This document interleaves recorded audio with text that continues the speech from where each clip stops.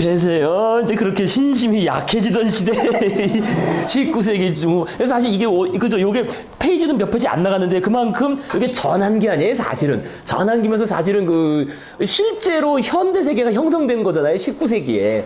16, 17, 18세기는 어떻게 보면 이제 과도기고요, 그죠? 그때 물론 큰 중요한 일들이 있었지만은, 아직은 뭐 귀족들, 뭐, 그죠? 바로크 이런 건 사실 아직 앙시앙 레짐이라고 하는 이제 구체제적인 그런 요소가 많았는데 이제 19세기는 사실 완전히 다 바뀐 거예요. 그 기반 자체가 그죠? 전통적인 귀족들은 다 사라지고 경제적으로도 완전히 이제 산업화가 본격화돼 올랐고 그죠? 사회적으로도 사람들의 의식이 완전히 바뀐 그죠? 그래서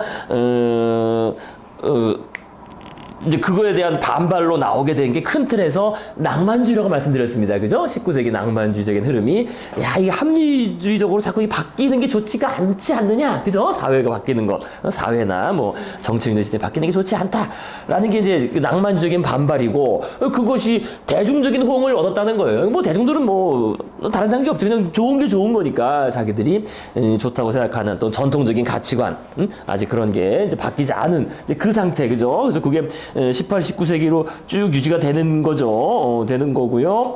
그러니까 큰 흐름으로 보시면요. 그러니까 그런 흐름이 18, 19세기, 그러니까 20세기 초, 1차 세계대전 전까지도 사실은 그랬다는 거예요. 어떤 의미에서는 정신적으로는 전통세계에 머문 거지, 사람들이. 아직은 정신적으로는. 그런데 이제 1차 세계대전, 대공황, 2차 세계대전이 끝나고는 이제 사실은 진짜 정신적으로도 새로운 시대가 된 거죠. 그죠? 진짜 이전 생각은 하고는 다른 시대가 된 거죠. 그래서 그 뒷시대, 그죠? 그러니까 20세기 후반으로 넘어와서는 제가 이름 붙이자면은 노골적인 쾌락주의, 그러니까 낭만적 쾌락주의가 이제 대세로 된 거고요. 어쨌든 요때까지는 아직은 전통적인 그런 사상들이 인기도 없고 또 옛날 이야기들 지난번에 말씀드린 것처럼 자, 어쨌든 바로 이제 아르누보 계속 보시겠습니다. 그래서 아르누보 우리가 요건 다 읽어봤었고요. 비오즐리 하나 안 봤었죠, 그죠? 비오즐리 하나 이제 보시기 전에 또 잠깐 몇 가지 얘기하시겠습니다. 그래서 아르누보 지난번에 이제 복습을 간단히 하시면요, 이제 말 그대로 새로운 예술인데 이게 이제 왜 새로운 예술이냐? 그러니까 새롭다는 거는 낡은 거로 규정하는 게 있어야 될 거 아니겠어요? 그 뭐가 낡았느냐? 일단은 아카데미적인 거예요. 그죠? 아카데미적인 그런 예술들을 낡은 거라든지 그거랑은 다른 예술을 하겠다. 그러면서 이제 삶과 분리되는 거. 또 한편으로는 그죠? 예술이 자꾸 전문화가 되면서 실제 삶과 분리되는데 그렇지가 않고 우리는 그냥 생활 속에서 아름다움을 추구하는 거. 그죠? 일상생활 속에서 아름다움을 추구하는 게 이게 이제 진짜 좋은 예술 아니냐, 좋은 거 아니냐. 이제 그런 이제 생각에서 나왔다는 겁니다. 지난번에 말씀드렸죠. 그래서 요거는 주로 우리가 일상생활에서 많이 접하는 물건들. 그죠? 인테리어, 그래픽 아트, 책, 가구, 유리, 공예품, 도자기, 이런 데서 크게 유행을 했습니다. 그래서 다 보셨고요. 그래서 기본적인 특징은 우아하고 고급지게 구불구불한 곡선 이런 거 중심으로 됐고 이거 다 보셨습니다. 그죠? 그래서 여기 딱 이제 좀 보시면 특징을 딱 알 수 있어요. 특징을. 근데 이제 오늘 이제 말씀드린 이런 거 딱 그죠? 이런 게 전형적인 특징이라고 지난번에 보셨고요. 그죠? 이런 거 그죠? 구불구불한. 그래서 요게 이제 오늘 말씀드릴 거는요, 이런 클림트 그림 같은, 요런 것도 보시면 요게 좀 달라요. 그죠? 이렇게 고대의 신화적인 인물을 그린 거긴 하지만 약간 양식이 고전주의하고는 다르죠. 그죠? 딱, 어쨌든, 고전주의하고 다르다. 그거만 캐치하시면 됩니다. 그래서 유럽 가셔서, 요거는 고전주의 건축은 그런 조각은 아니고, 아르누보적인. 그래서 제가 우연히 보다가 지난번에 우리가 요거 했었잖아요. 티파니. 유명한 티파니에서 아침을. 그죠? 여기 제가 요건 하나 추가로 넣었어요. 그러니까 이 티파니에서 아침을 장면 아니에요. 그죠? 이 티파니, 이제 아들 티파니가 아르누보의 아주 중심 인물이었는데, 요렇게. 그죠? 티파니에서 아침을 먹는 거죠. 그죠? 블랙버스. 그죠? 이게 아침으로. 다 여기 출근해가지고 이 보석을 보면서 다이아몬드입니다. 티파니 매장에서 제일 유명한 게 다이아몬드인데, 다이아몬드 보면서 크로아상과 커피를 먹으면서 이렇게 그런 화려한 삶을 꿈꾸는 그런 여성 이야기입니다. 근데 요걸 보니까 딱 보면 알겠더라고요. 요게 아르누보풍이죠. 이제 그리스 조각 같은 건데, 신화 같은 건데, 그죠? 이 그리스 고전적인 조각은 아니잖아요. 잘 이쪽 위에서 안 보이는데, 그죠? 이 티파니 그 본점, 그죠? 본점 위에 아르누보풍의 이런 창문도 약간, 그죠? 그런 아르누보풍이고요. 그래서 요거 생각난 김에 저 집어넣어놨고요. 그래서 이렇게 티파니는 특히 유리공예, 유리등, 아주 이쁘죠, 그죠? 이런 거로 유명하다. 지난번에 이제 보셨습니다. 이런 그래서 이 스테인드 글래스도 이 아르누보의 특징 중에 한 가지입니다. 이런 것도. 네. 이것도 지난번에 봤지만은 자기 집 창문도 이러고 살았으니까 대단하죠. 자기 집 창문도 이렇게 살았고. 자, 그다음에 알폰스 무아 지난번에 근래 인기가 높다는 게 이게 작품으로서 인기가 높다는 것도 있지만은요. 이게 사실 그거예요. 우리가 오늘날에 지금 이제 그 미대 이렇게 보내주고 하면은 이제 디자인을 하고 나중에 그죠? 취직하고 하면 우리가 해야 될 거 아니에요. 그죠? 그럼 우리 인간은 모방 없이는 생각할 수가 없어요. 모방. 그죠? 뭐 본 게 있어요. 그러니까 하다못해 이 화가들도 맨날 보는 사람이지만 모델이 없으면 그림을 못 그렸잖아요. 그죠? 근데 모델이 있어야 머릿속으로만 이게 그릴 수는 없고 모델이 있어야 그냥 거기서 이제 그림을 그리는 건데. 그러니까 우리가 어떤 디자이너들이 디자인을 한다 그럴 때 오늘날 많이 참조하는 사람이기 때문에 이 사람이 이제 그 인기가 높다는 거예요, 이게. 알폰스 무아가. 그러니까 아르누보풍이라는 거죠, 딱 봤을 때. 요렇게 보석 디자이너들은 이 사람이 이렇게 해놓은 거, 그죠? 요런 거를 참조해서 응용해가지고 뭐 변형시킬 거 아니겠어요, 그죠? 그냥 맨땅에 헤딩할 수는 없는 거고, 우리 인간의 뇌 자체가 모방의 뇌이기 때문에 보고 요거를 이제 다른 거랑 편집해서, 그죠? 우리 아트라는 용어가 편집이라고 그랬습니다. 요거 저거 편집해서 만드는. 그래서 요 알폰스 무아가 그런 쪽으로도 오늘날에 많이 그 참조하는 사람입니다. 그래서 이런 것도 그렇고. 그래서 요 지난번에 오늘 이따가 나오겠지만은요. 그러니까 이런 포스터가, 그죠? 여배우의 어떤 연극 공연 포스터인데 뭐 엄청 인기가 있었대요. 이게 그 당시에는 처음에는 엄청 그 일종의 뭐라 그럽니까? 뭐 충격적이라고 했다고 해야 되나? 이전 거랑은 다른 단순 광고가 아닌 그래서 사람들이 막 뜯어가고 나중에 이거 판매해서 엄청난 수익을 올렸대. 이 자체 포스터 자체만 뭐 4,000장을 찍어서 뭐 팔았다고 하고 그러니까 이게 그 사람 크기랑 똑같은 2m짜리 그런 포스터입니다. 큰 거. 그러니까 대단했겠죠. 이거 자체가 벌써 하나의 예술 작품인 게 되겠죠. 그죠? 그래서 이걸로 예. 예? 브로마이드, 그죠? 그래서 그런 거죠. 일종의. 자, 그래서 뭐 요런 것도 아주 예쁘게, 그죠? 그렸죠. 그래서 이제 지금 보여드릴 게 요거 추가시켰는데, 그러니까 요런 게 이제 그거라는 거예요. 실제로 알폰스 무아가 이런 교본을 만들어 책을 발행했어요. 데코레이션 책을. 그러니까 이 책에 이 알폰스 무아가 직접 디자인한 도안들이 있는 거죠. 그러니까 오늘날 뭐 디자인과 가서 뭐 하겠어? 이런 거 보고서 이제 응용을 하는. 야, 정말 대단하지 이거, 그죠? 이렇게, 그죠? 이 뭐 포크나 그죠? 수저나 이런 거 디자인으로 해놓은 거지만 이제 접시나 이런 거, 그죠? 예? 타로에 들어있는 그림. 타로, 그죠? 타로 그림 같은 것도 이런 비슷한 거죠.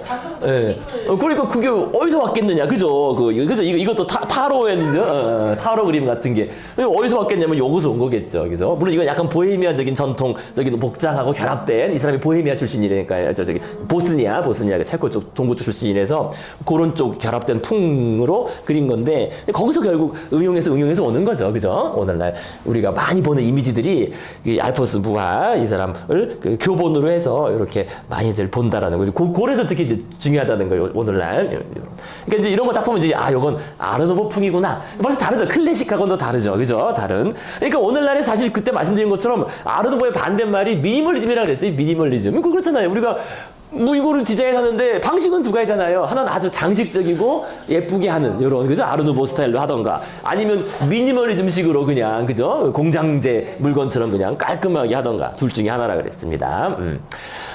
자, 그 다음에요, 이제 또 이제 이거부터 오늘 이제 나온 얘기입니다. 그래서 여기 언급이 돼가지고, 근데 언급이 됐는데 이게 중요하게 언급이 안 돼서 제가 썼습니다. 거기 어딨냐면은요, 그러니까 185페이지 위에 그래서 여기서 10줄쯤 있잖아요. 벨기에인 뭐 빅토르 호르타의 건축, 그 다음에 안토니오 가우디가 나오죠. 건축가 안토니오 가우디, 그죠? 안토니오 가우디 147페이지. 그래서 안토니오 가우디 얘기를 조금 이제 이건 중요한 사람이니까요. 그래서 하려고 했습니다. 예? 가우디 얘기를 어떻게 안 할 수가 있죠? 그죠? 여긴 책에는 그 골키만 딱 나오더라고요. 물론 앞에도 잠깐 나왔지만요, 가우디. 그래서 일단 뭐 빅토르 호르타 나와서요. 이제 벨기에. 그래서 이 아르누보는 벨기에하고 이제 프랑스에서 시작됐다고 여겨집니다. 벨기에에서 물론 시작됐죠. 벨기에는 뭐 프랑스의 거의 뭐 변두리로 여겨지니까. 그래서 이런 식의 그 아르누보 건축, 최초의 아르누보 건축물이라고 합니다. 뭐 그래서 이렇게 곡선, 그죠? 곡선과 식물무늬 아니에요, 그죠? 부드러운 식물무늬와 이런 곡선적인 아르누보 스타일로 이렇게 돼 있고, 바닥의 장식도, 그죠? 이 호텔의 바닥 장식도 이렇게 그 식물적인 이런 곡선의 장식으로, 그죠? 정말 뭐 이런 게 이제 아르누보라고 하는 그런 양식이고요. 자, 그 다음에 이제 가우디, 그죠? 안토니 가우디. 근데 물론 가우디가 유명해진 게 요게 사실 우리 20세기 후반이에요, 그죠? 20세기 후반에 천재적인 건축가, 그죠? 천재 하면 이제 가우디 미술학원도 있더라고요. 미술학원 이름이 이제 가우디 뭐 이런 데 있던데 어디 좀 유명, 그죠? 그래서 안토니 가우디 바르셀로나에서 활동한 스페인의 건축가라고 하는데, 이제 스페인이라고 하나 카탈루냐 말을 집어넣은 이유가 있어요. 카탈루냐가 어딘지 아시죠? 바르셀로나, 그죠? 카탈루냐, 그죠? 스페인은 당연히 여러 지역들이 이제 하나로 뭉쳐진 왕국인데, 그 지역이 독립성이 강하잖아요, 그죠? 그래서 이 카탈루냐도 왜 독립한다고 왜 지난번에 막 난리치고 그랬어요, 몇 년 전에도. 그죠? 뭐 스페인에서 독립한다, 우리가. 왜냐면 카탈루냐가 잘 사는 지역 아니에요? 카탈루냐가 바르셀로나니까 어딘지 아시죠? 프랑스랑 붙은 지역 아니에요? 그죠? 스페인이 어떻게 생겼냐? 이렇게 스페인이 생겼으면은, 그죠? 여기가 이제 카탈루냐 아니에요? 여기가 카탈루냐고, 여기 이제 카스티아라 그래요. 그죠? 마드리드 쪽에 카스티아 이쪽은. 그러니까 이쪽 사람들이 보기엔 저거는 그 고원지대의 야만인들이고, 그죠? 자기들이 아무래도 지중해 무역도 하고 아무래도 번성했겠죠, 경제적으로. 그래서 이게 독립이 나온 이유가 인구가 한 700만쯤 되는데요. 그 독립이 나온 이유가 항상 그렇다는 거지. 우리가 돈 벌어서 얘네 복지를 다, 그죠?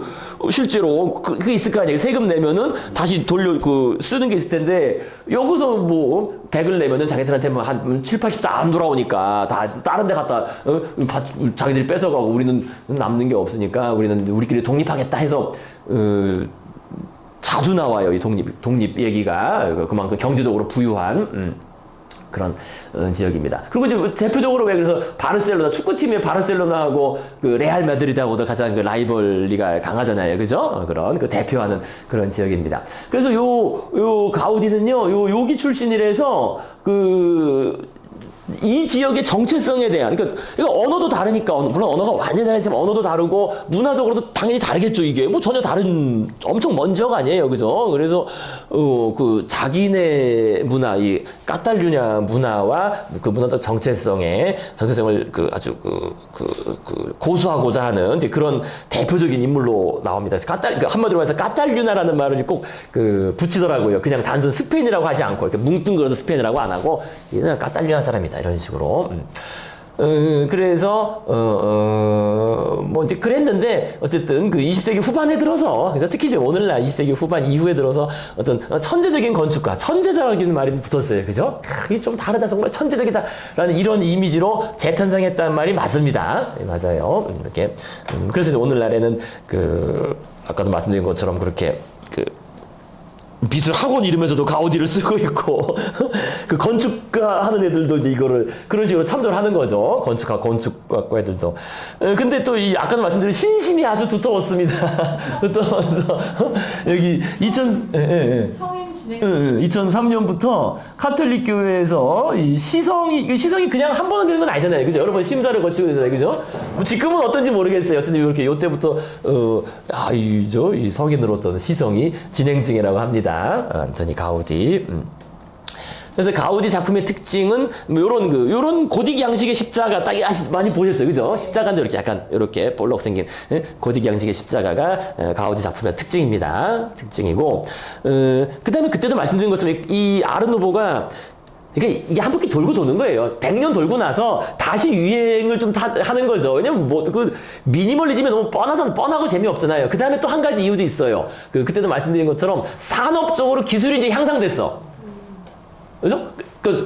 이게 7, 80년대만 해도 그때도 말씀드린 것처럼 뭐 중국산 뭐 이런 거, 한국산 이런 거 말씀드린 것처럼 그 공산품을 탄탄하고 예쁘고 그렇게 만들면 그 마진이 남을 수가 없잖아요. 그러니까 조잡하게 만들 수밖에 없었는데, 조잡하거나 아니면은 이제 미니멀리즘이 추구하는 것처럼 그냥 직선, 뭐 대칭, 그죠? 깔끔함 이렇게밖에 안 됐는데, 근데 이게 이제 기술이 발전해가지고, 그죠? 벌써 20세기 물건하고 21세기 물건 상당히 우리나라 물건 봐도 다르잖아요, 그죠? 뭔가 아주 예쁘게, 그죠? 단순하지 않으면서 아주 예쁘고 좀 다소 복잡하고 이런 아르누보 풍인 것조차도 공산품으로 만들어낼 수 있는 좀 기술 수준이 된 거예요. 대충 무슨 말씀인지 아시겠죠? 그죠? 그러니까 미니멀리즘을 벗어나서도 튼튼하고 조잡하지 않고 아름다운 공산품을 만들 정도의 그 기술 수준이 올라갔기 때문에 20세기랑 비교했을 때, 그죠? 20세기 들어오면서. 그러니까 다시 이제, 그러면은 너무 단순하게만 하지 말고 미니멀리즘 말고도 좀 아름답고 예쁘게 만들 수 있지 않겠느냐. 이제 그런 것 때문에 이제 그런 그 기술 수준이 올라갔기 때문에 21세기 정도부터 이 아르누보가 주목을 받는 겁니다. 그러니까 한때는 사실은 이미 지나간 거였죠. 100년 전 거니까. 그죠? 근데 지난번에 말씀드린 것처럼 자꾸 이제 디자인 도안에서도 저런 아까 봤던 그런 복잡한 도안을 가지고 와도 야, 이거 기계로 찍어낼 수 있어? 찍어낼 수 있다는 거지, 이제는. 그죠? 이제는. 뭐 한 3, 40년 전만 해도 그 기계로 찍어내기는 야, 이건 안 돼. 했는데 이제는 약간 복잡한 도안도 기계로 찍어낼 수 있기 때문에 그러면은 좀 더 예쁘고 아름다운 걸 만들 수 있지 않겠느냐. 그래서 요게 그러니까 아르누보의 날이라는 게 이런 게 없었는데 이제 이 주목을 받으니까 이제 이렇게 사실 생긴 거예요. 그죠? 2013년부터 매년 6월 12일 가우디가 사망한 날을 그죠? 아르누보의 날로 기념을 하고 있다고 합니다. 나름 이제 디자인적인 측면, 특히 산업 디자인적인 측면에서 아르누보가 인기를 얻고 있다는 그런 얘기가 되겠습니다. 기술 발전하고 이제 같이 맞닿아서요. 자, 그래서 이제 안토니 가우디 하면은, 근데 우리가 아르누보라고 꼭 묶을 수는 없어요. 사실 이게 가우디의 저거를. 아르누보 시대의 그 풍이 드러나지만은요. 그래서 이렇게 딱 보시면요. 이제 가우디가 설계하고 건축한 이런 건물들. 요건 공원이라고 합니다. 그죠? 파크 구에라는 바르셀로나. 가우디는 바르셀로나를 떠나지 않았어요. 바르셀로나에 다양한 자취들을 남겼는데요. 이렇게. 공원으로 사람 들어오고 있잖아요. 공원 입구인데 이게 동화 같아요. 말 그대로 진짜 동화 같은 그죠? 그런 건물들입니다. 그래서 이렇게 고딕 양식의 십자가 이게 특징이고요. 그죠? 이 십자가 아까 봤던 거 십자가 있죠? 고딕 양식의 십자가에 상당히 곡선 그것도 구불구불하잖아요. 그죠? 구불구불한 곡선. 지붕도 그냥 밋밋하게 간 게 아니라 여기서도 다 이렇게 웨이브를 줬어요. 웨이브 그죠? 고데기로 말듯이 그죠? 구불구불하게 이렇게 웨이브를 넣으면서 구불구불한 곡선을 특징으로 하는 동화 같은 이제 그런 건축물을 지었다. 이렇게 볼 수 있겠습니다. 자, 그 다음에, 이런 식으로, 정말 동화 같잖아요. 그죠? 이 까사바토의 지붕인데, 진짜 동화풍입니다. 그죠? 생긴 게, 동글동글 하면서도, 동화풍이라는 것. 그 다음에, 분수도 이렇게 설계해서, 여기서 이제, 머리에서 여기 입에서 이제 물이 나오는 건데, 뱀머리. 근데 뒤에 이런 식으로, 가우디는 까탈류냐의 국장, 이게 이제 자기네 까탈류냐의 국장, 국기 이제, 지금 나라가 아니니까 국기라고 할 수 없지만, 그죠? 까탈류냐 상징의 그런 분이라고 합니다. 노란색, 빨간색 요거. 여기 뒤에 이렇게 돼 있잖아요. 그죠? 그래서, 가우디는 까탈류냐의 국장 무늬를 자주 사용했고, 아까도 말씀드린 것처럼, 자기는 스페인 사람이 아니라 까탈류냐 사람이라고 항상 얘기를 했다며, 까탈류냐의 문화적 정체성을 지키는데 열성적이었다라고 합니다. 자, 그래서 이제 정말 아름다워요, 그죠? 이 집이 이런 얘기죠. 집이 이런 식으로 설계를 했다는 거죠, 건축을. 야, 이게 까사바티요. 까사는 우리가 집이란 아니라 하우스예요, 하우스, 그죠? 하우스. 우리 뭡니까 카사비앙카 이런 옛날 노래도 있고 그죠? 카사가 집이란 뜻이고요, 그죠? 바티오는 사람 이름, 이 집 주인 이름이에요, 주인의 성입니다. 바티오 씨 집이란 뜻입니다. 어쩜 부자였습니다. 부자였겠죠. 부자였으니까 이제 바르셀로나 중심부에 자기 건물을 이제 가우디한테 맡겨가지고 건물을 지은 건데, 야 정말 말 그대로 동화풍이죠, 그죠? 동화풍에 이런 십자가를 달고 이렇게 동화풍에 아름다운 건물을 지었고, 지금은 어떤 박물관 같은 거에 사람들이 몰려 있죠, 관광에서. 정말 대단히 아름답죠, 그죠? 그죠? 어쨌든 식물 무늬가 기본이에요, 어쨌든 그죠? 아르누보의 그 특징 중에 한 가지는 식물 무늬 이렇게 다 해서 그 다음에 여기 뭐 집이 크니까요, 뭐 아주 부자의 그죠? 부유한 사람의 그 저택이니까요, 그 안에는 이런 뭐 기도실이 있겠죠. 그 당시 사람들 이제 교회를 다녔으니까 그래서 기도실에 그 기도하는 가구 아니에요, 그죠? 이렇게 무릎 꿇고 기도하는 무릎 꿇고, 야 이것도 딱 이렇게 그죠? 스테인드 글라스로 다 이 그 아르누보의 특징이 잘 나타나죠, 그죠? 여기 이제 무릎 꿇고 여기 손 대고 이렇게 기도하는 이런 데서 기도하면 기도가 잘 되겠죠, 그죠? 대단합니다. 어쨌든 이런 양식이에요. 이런 양식 정말 동화풍과 같은 동화풍이면서도 구불구불한. 그래서 이게 그 147페이지에 그 나오죠. 147페이지에는 이제 까사 밀라라는 이제 그런 그 대규모 저택 아파트 같은 거죠. 그죠? 그래서 이것도 대부분 석재죠. 그죠? 돌이죠. 이때만 돌, 겉모습은 돌로 지은 겁니다. 돌입니다. 돌이에요. 돌. 그래서 거기 147페이지에 나온 요 건물입니다. 그죠? 147페이지 이런 식으로 구불구불한. 그래서 우리가 로코코 할 때 나왔잖아요. 로코코가 이어받는 거죠. 그죠? 로코코 건축이라고 할 때 나왔네요. 147페이지. 그죠? 그래서 로코코. 그래서 로코코도 상당히 그 식물 무늬적이고, 그죠? 그 여성적이고, 그 곡선미가 많이 가미된 그런 로코코를 또 이어받은 거라고 이렇게 볼 수 있겠습니다. 로코코. 가운데 그 디자인하고 설계까지만 한 거죠. 다른 기술적인. 그죠. 직접 짓지는 않죠. 공학적으로 짓지는 않죠. 그 건축이라는 게 디자인하고 설계하는. 자, 그래서 요것도 이제 그 학교, 그죠? 사그라다 파밀리아에 부속된 학교인데, 여러분들 교실에서 공부하면은 정말 동화 속에, 그죠? 이렇게 구불구불한 이런 그 지붕 곡선. 이거 앞에도 벽면도 그냥 이게 직선 딱 평면이 아니에요. 그죠? 벽면도 이렇게 구불구불 이렇게 해놨어요, 다. 짓기도 작업하기 힘들죠. 그래서 제가 얘기한 거예요. 실용적이진 않죠. 자기가 설계만 하니까. 설계만 하니까 하는 거지. 실용적이진 않죠. 죽은 공간.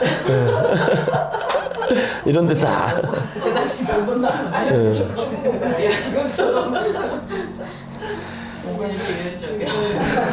그래서 이제 그 문제작이 나오는 거죠, 문제작. 그래서 이 이제 다들 아시죠? 저거 방금 아직도 물론 짓고 있죠. 아직도 당연히 지을 수 있는 분께 금방 못 짓죠. 근데 이건 아시죠, 그죠? 가보셨어요? 여기 가보셨어요? 여기 그죠? 바르셀로나의 사그라다 파밀리아 성당. 저도 가보지 못해서 모르는데 어쨌든 그러니까 이제 그래서 당연히 그 당시에도 가우디에는 비판이 많았겠죠. 이건 다 완전 허세다, 그죠? 허세고 뻥이고 이거 뭐냐 건축적으로 뭐 당연히 비판도 많았고 그러니까 상당히 잊혀졌어요. 그 뒤에는 그런 거 할 여력이 없잖아요. 근데 이제 오늘날엔 아까 말씀드린 공학적인 발전, 기술이 발전했으니까 이제 구현할 수 있거든요. 큰 돈 안 들이고. 그러니까, 그럼 뭐, 할 수 있지 않느냐 해서 다시, 그러니까 단순한 모더니즘 스타일을 벗어나면은 이제 아르누보로 가는 거예요. 그래서. 좀 더 이제 장식적이고 구불구불한 쪽으로. 그래서 뭐 너무나 유명한 바르셀로나의 그 사그라다 파밀리아 성당, 뭐 다들 뭐 많이들 가보시기도 했고. 직접 많이 들어가보셨어요? 미서 드리러 갔어요. 오. 너무 좋더라고요. 안에가 개방이 돼 있어요. 미사를 거기서, 그래요? 알려주셔서. 개신교, 네. 근데 예배 이제. 예배 그냥 어쨌든 뭐 그거는 같은 기독교니까 근데 어쨌든 딱 겉에서 보기엔 이거 뭐 폐가 같아요. 거의 멀리서 보면 그죠? 흉측하죠, 그죠? 좀 무섭긴 기괴한 그런 면도 있어요, 그죠? 그래서 어쨌든 가보신 분들 스페인 안 가보셨어요? 이거 가보셨고 뭐 빛이 들어오는 게 좀 환상적이더라고요. 가보셨어요? 네. 그죠? 좀 이따 이제 사진에서 보시겠지만은요. 그래서 코로나 전에 갔다 오셨어요? 아니면? 옛날에. 예전에, 그죠? 워낙 뭐 유명한 데죠. 그러니까 가보신 분이 많다는 거니까 벌써 이게 나름 그 엄청난 바르셀로나의 주된 그 관광 자원. 하루에 뭐 10,000명이 하루에 10,000명이면 10,000명이면 엄청난 거예요, 그죠? 하루에 10,000명이. 근데 이게 작아요. 크지 않습니다. 그죠? 크지 않아요. 크기 자체는, 전체 크기 자체는 90m 곱하기 60m니까, 그리고 실제로 또 실자에 들어가면 폭은 더 작고, 그러니까 크지 않은, 그러니까 이거를 그 카톨릭 교회에서는 그 소성당 이렇게 하더라고요. 소바실리카. 그러니까 대바실리카가 아니라 소바실리카가 성당이란 뜻이잖아요. 그죠? 소바실리카라고 그렇게 하더라고요. 그래서 규모 자체는 크지 않은 어쨌든 뜻은 사그리아 파밀리아 패밀리죠. 그래서 홀리 패밀리 성가족 그래서 예수와 예수 성모 마리아와 그 이제 그 가족을 기리는 그런 성당으로 지은 겁니다. 그래서 1882년에 시작됐지만 그 가우디가 시작한 건 아니고요. 먼저 시작했는데 이제 1년 뒤에 가우디가 이제 담당을 하게 돼가지고 죽을 때까지 매달렸습니다. 그래서 그의 생전에는 4분의 1 정도. 물론 가우디 자신도 이거 결국 다 짓고 내가 내 살아있을 때 완성 못한다는 걸 알았어요. 그건 다 당연하죠. 이게 뭐 금방 짓는 게 아니니까. 돌로 짓는 거니까 돌. 그죠? 여기 쓴 것처럼 이 돌이에요, 돌. 그죠? 모르겠습니다. 뭐 기계로 깎긴 하겠죠. 어쨌든 근데 어쨌든 재료가 돌이니까요. 이게 쉽지는 않아요. 재료가 돌이니까. 그죠? 뭐 철심을 박나 요즘은 저는 모르겠습니다. 이렇게 뭐 크레인 올라가서 지금 하고 있는데요. 그죠? 근데 돌로 어쨌든 쌓고 짓는 거니까 쉽지는 않겠죠. 아무리 현대라도 높이 올라가는 거니까. 이제 돌로. 어쨌든 돌로 계속 짓고 있고. 그러니까 높이가 170m. 여기 지금 아직 여기가 지금 위에 하나 안 졌죠. 올라가면은 170m. 그러니까 170m로 올라가면은 그러니까 교회 건물로는 세계 최고래요. 교회 건물로는. 교회 건물로 제일 높은 거는 요게 된다 그럽니다. 170m. 교회 건물로는. 예. 그래서 아직 꼭대기는 안 올라갔고 2034년 원래는 가우디 죽기 100년에 가우디가 언제 죽었습니까? 그 가우디 죽은 거. 그죠? 가우디 죽은 것도 좀 불쌍하게 죽었죠. 그죠? 불쌍하게. 그죠? 2026년에 죽었구나. 그죠? 그래서 40년 동안 지어가지고 4분의 1 지었다는 소리죠. 150년. 그래서 원래 170년 예, 그래서 못한 거죠. 그죠? 그래서 못해서 이것도 알 수 없습니다. 이것도. 그죠? 이것도 알 수 없는. 26년에 했어야 되는데 26년에 했어야 되는데, 코로나 때문에 완전, 그 다음에 이제 알 수 없습니다. 이것도 알 수 없는, 언제 될지 알 수 없는 그런 일이 됐습니다. 어쨌든 뭐 계속 짓고는 있어요. 근데 어떻게 보면 계속 짓고 있는 게 더 나을 것 같은데. 그래야 더 관광객들이, 그죠? 그 돈도 돈이에요. 이거는 처음 지을 때부터 카톨릭 교회에서 주는 게 아니라 기부를 받아서. 오로지 기부로만. 그러니까 누가 기부하면 돌 사와서 하나 올리고. 오로지. 얘기하셨어요. 처음에 예전에 그 기부 받아서 진. 기부로만. 기부로만 그렇게 짓는 뭐 그런 지금도 그렇겠죠. 뭐 지금도 어쨌든 모르겠습니다. 몰탑이네. 완전 놓고는 그러니까 이제 신심이 있는 사람들은 기부하겠죠. 그게 내 계획이 들어가니까. 점점. 어쨌든 그래서, 이제 그렇고요. 그래서 이게 참 기괴한 모습이라서. 그래서 그 당시에는 정말 비난이 더 많았어요. 비판이. 이거 완전히 막 허장성세다. 허세고. 이거 뭐 줘서 뭐하냐. 게다가 돌로. 벌써 이제 이미 다른 데서는 다 철골로 에펠탑 올라가고 있어 그런 시대인데. 그렇잖아요. 그죠? 그래서 내부가 아까 보시면 내부가 대단해요. 우리가 봤던 그 고딕 성당이나 그죠? 다르죠. 고딕이나 그 로마네스크 성당하고는 달라요. 고딕 성당은 딱 깨끗한 궁룡에 이렇게 쫙 올라가는 느낌이 있지만 이거는 근데 아까도 말씀드린 것처럼 기본이 식물입니다. 그죠? 식물 나무와 가지 그죠? 나무에 가지가 이렇게 뻗어나는 그런 식의 그 디자인이 된 거예요. 그래서 본당의 천장 올라와서 보면 야 정말 달라요. 그죠? 그러니까 크진 않죠. 벌써 규모가 크진 않은데요.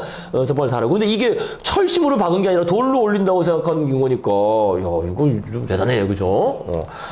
그래서 요렇게도 볼 수 있고요. 또 똑같은 거지만, 이제 완전 밑에서 본 거, 요게 이제 그 아르도베 특징 아니에요? 스탠드 글라스가, 그죠? 이렇게, 요것도 색깔도 이렇게 바뀌는, 요렇게. 그죠? 네. 그러니까 이게 짓는 게 쉽진 않을 거예요, 어쨌든. 근데 너무 뭐라 그러지? 그러니까 나쁘게 말하면 조잡하고. 조잡한 거죠. 맞아요. 나쁘게 말하면. 나쁘게 조잡한 거고. 세계 유일무이한 거잖아 저거. 그렇죠. 쓸데없는 게 많이 들어. 쓸데없는 게 많죠. 그죠? 쓸데없는. 사실 그렇죠. 이런 거 다 여기 이런 거 다 이렇게 다 쓸데없는 이게 텀날 장식 같은 거 한 것도 그렇고 다 그렇잖아요. 실용성은 없죠. 그러니까 실용성 하면 이제 결국 미니멀리즘으로 가는 거예요. 우리가 미니멀리즘으로. 그러니까 미니멀리즘은 사실 정반대 있는 건축물이죠. 정말. 극단적인 건축물. 근데 정말 예쁘긴 해요. 스탠드 글라스 같은 게 그죠? 이런 것도 그죠? 그냥 그 옛날 스탠드가 좀 달라요. 그죠? 그다음에 이것도 색을 넣어서 계속 변화하는 그런 식으로 잡았다고 합니다. 그래서 어쨌든 기본은 식물문이고요. 그죠? 식물문이고 아르노브의 특징들을 이제 많이 볼 수 있겠습니다. 자, 그 다음에 또 밖에 또 파사드. 이것도 장난 아니에요, 파사드 이것도. 이거 진짜 장난 없습니다. 근데 이것도 기본은 식물문이죠. 식물 잎이나, 그죠? 식물 잎과 가지, 나무, 줄기, 그런 거를 중심으로 식물 잎의 모양들을 다 돌로 이걸 만들어야 되니까 이게 오래 걸릴 수밖에 없죠. 거기 이거 몇백 년 걸리는 거죠, 진짜. 파사드, 우리 페이스, 그죠? 이거 어떤 면. 그래서 그 탄생의 파사드인데 정말 복잡합니다. 예, 복잡해서 어쨌든 이거 가우디가 뭐 당연히 한 면도 완성 못했고요. 하지만 어쨌든 이것이 가장 가우디가 그래도 많이 그 설계하고 영향을 준 그쪽이라고 합니다. 네, 파사드 얼굴이란 뜻이죠. 네, 오신가요? 네, 네. 네, 아니, 천천히 오세요. 네, 항상 뭐 천천히 오셔도 됩니다. 이건 뭐 우리는 뭐 시험 보는 과목도 아니고 그냥 뭐 천천히 오셔도 되고 와서 좀 듣다 가시면 되고 또 뭐 저 없으면 또 저기 뭐지 일이 바쁘시면 뭐 그 다음 주 오셔도 되고 천천히 해서 이렇게 하시면 됩니다. 부담 가지시면 안 돼요. 그냥 들으면 다 알 수 있으니까. 자, 그래서 여기 가보셨어요? 여기 스페인? 바르셀로나 안 가보셨죠? 바르셀로나. 지금 그 유명한 그 성당 얘기하고 있습니다. 그 사그리타 파밀리아 성당. 자, 그래서 요렇게, 그죠? 근데 교회 다니세요? 교회한테 다니세요? 아, 교회 다니세요? 교회에서 아시는 분이에요? 아니면. 아니까 아시는 분이에요? 아, 교회 다니세요? 아, 그러면 좀 이제 이해를 하시겠구나. 그죠? 이 종교적인 그런 거. 서양 미술 사실 종교적인 게 좀 있어야 돼요. 이거 없으면은, 신심이 없으면 이게 서양 미술. 오늘의 신심이 없으면. 감동도 없습니다. 감동도. 네, 물도 드시고요, 천천히. 자, 정말 복잡하죠. 그래서 뭐, 그 세부사항은, 야, 정말 하나하나 대단합니다. 그래서 이거 어떻게 여기 이렇게, 그죠? 여기 자비의 문, 그죠? 포털, 체러티라는 그런 문. 정말 대단해요. 그죠? 야, 이거 어떻게 다 돌로 만든 건데. 아무리 오늘날에 이걸 깎아도, 장난이 아니죠. 아무리 오늘날이라고 해도. 그래서 스페인 내전 때 30년대 스페인 내전이 프랑코하고 내전이 있어요. 그때 이제 폭격을 맞고 해서 부서지기도 했다고 합니다. 파사드가 다시 또 재건축하고 그래서 더 엄청 오래 걸렸대요. 자, 그리고요. 이제 그 다음에 다 뭐 됐는데. 그래서 저는 여기 2021년 아직도 짓고 있는, 그죠? 그 사그리다 파밀리아의 모습입니다. 그래서 이렇게 딱 보시면 이렇게 돼 있고, 여기 지금 여기 안 올라갔죠. 그죠? 이 첨탑이 더 올라가서 170m가 돼야 되고요. 요거는 이제 올라가 있네요. 이렇게 계속 짓고 있는 뭐 대단한 그런 건축물입니다. 하루에 대략 1만 명 정도, 1년에 300만 명이 넘게 온다 그러더라고요. 관광객이. 좀 이거 하나만 가지고 엄청 돈을 버는 거죠. 이 바르셀로나는 가우디가 요거 하나 남겨놔가지고 참 요거 대단합니다. 자, 그래서 이제 어쨌든 완성된 모습이 이겁니다. 그 모형, 그죠? 모형 완성되면 이렇게 된다. 그러니까 이걸 봤을 때 야, 이게 무슨 건축물이냐 싶잖아요, 사실은. 그죠? 이게 무슨 건축이냐. 그러니까 그 당대에 많은 그 비난과 비판들이 있었다는 겁니다. 그래서 이렇게 보시면요, 흰색과 갈색, 그죠? 흰색이 이제 완공된 부분이고, 그죠? 갈색은 아직 미완공된 부분들 이렇게 표시가 되어 있습니다. 그래서 요게 뾰족한 첨탑이 사실 특징이에요. 첨탑. 그래서 이게 그 사그리아 파밀리아, 그죠? 그 성가족. 그러니까 이게 들어가는 거지. 첨탑이 예수와 성모 마리아와 12제자를 상징하는 겁니다. 그래서 이렇게 숫자가 되는 거예요, 숫자가. 그죠? 그러니까 맨 가운데 있는 게 예수예요, 예수. 예수를 아직 요 끝부분 안 올라간 거죠, 그죠? 끝부분에 가우디식의 그 고딕 십자가를 얹어서 예수를 상징하게 돼 있고, 그 다음에 이제 올라간 게 요겁니다. 성모 마리아 첨탑 옆에. 요 성모 마리아를 상징하는 첨탑. 그래서 요거는 2021년에 완공됐다 그래요. 아주 예쁘죠, 그죠? 성모 마리아 이런 투명한 별을 통해서 요런 첨탑이 여기 올라갔고요. 성모 마리아. 그 다음에 12제자. 그러니까 여기가 4명이에요. 그죠? 요 주변 둘러싸고 있는 게 4명이죠. 이 비둘기, 성령을 암시하는 그 비둘기 4명. 그 다음에 요 앞에 4명. 그죠? 앞에 하나, 둘, 셋, 4명. 그 다음에 요쪽에 4명. 그죠? 그래서 이제 12명. 이렇게 돼서 요게 그런 구성입니다. 딱 요 정도 이제 다 아셔야 되겠죠. 그죠? 가시면, 야, 이렇구나. 그래서, 지금 요렇게 완성됐고, 이제 여기서 계속 짓고 있다. 자, 그래서 어쨌든 가우디는 뭐 나중에 죽을 때 왜 그 전차에 쳐서 죽잖아요. 그건 아시죠? 그죠? 그래서 왜 그쪽에 전차라는 게 구분이 없잖아요. 그냥 그저 그 도로에 레일이 박혀서 전차가 그냥 왔다 갔다 하잖아요. 왜 서양에 그런 거 있잖아요. 그죠? 이게 따로 이렇게 그 뭡니까? 우리나라처럼 스크린 뭐 이런 그런 거 없이, 그죠? 그냥 근데 전차가 다니는데, 물론 가우디가 늙었으니까요. 70 넘은 노인네가 가다가 전차에 탕 쳤는데 서가지고 이제 쓰러져서 3일 뒤에 죽습니다. 근데 어쨌든 나중에는, 그러니까 죽기 전에 몇 년 전부터는 여기에서 그냥 숙식을 하면서 여기에 그렇게 매달리면서 그 뭡니까? 그 신앙심도 깊어지고 그래가지고 이제 그 성인으로 시성을 이제 하려고 한다고 하는 뭐 돈을 많이 벌어다 주니까 이거 어디가 자 그래서 이제 이런 것 때문에 오늘날에는 어쨌든 볼 수 없는 그렇잖아요. 우리가 맨날 봐왔던 현대적 건물하고는 전혀 다른 세계잖아요. 그런 면에서 창의성, 뭐 천재성 그래서 최근에 그 21세기 20세기 후반에 이제 다시 그 주목받고 있는 그런 예술가가 됐습니다. 가우디 건축가.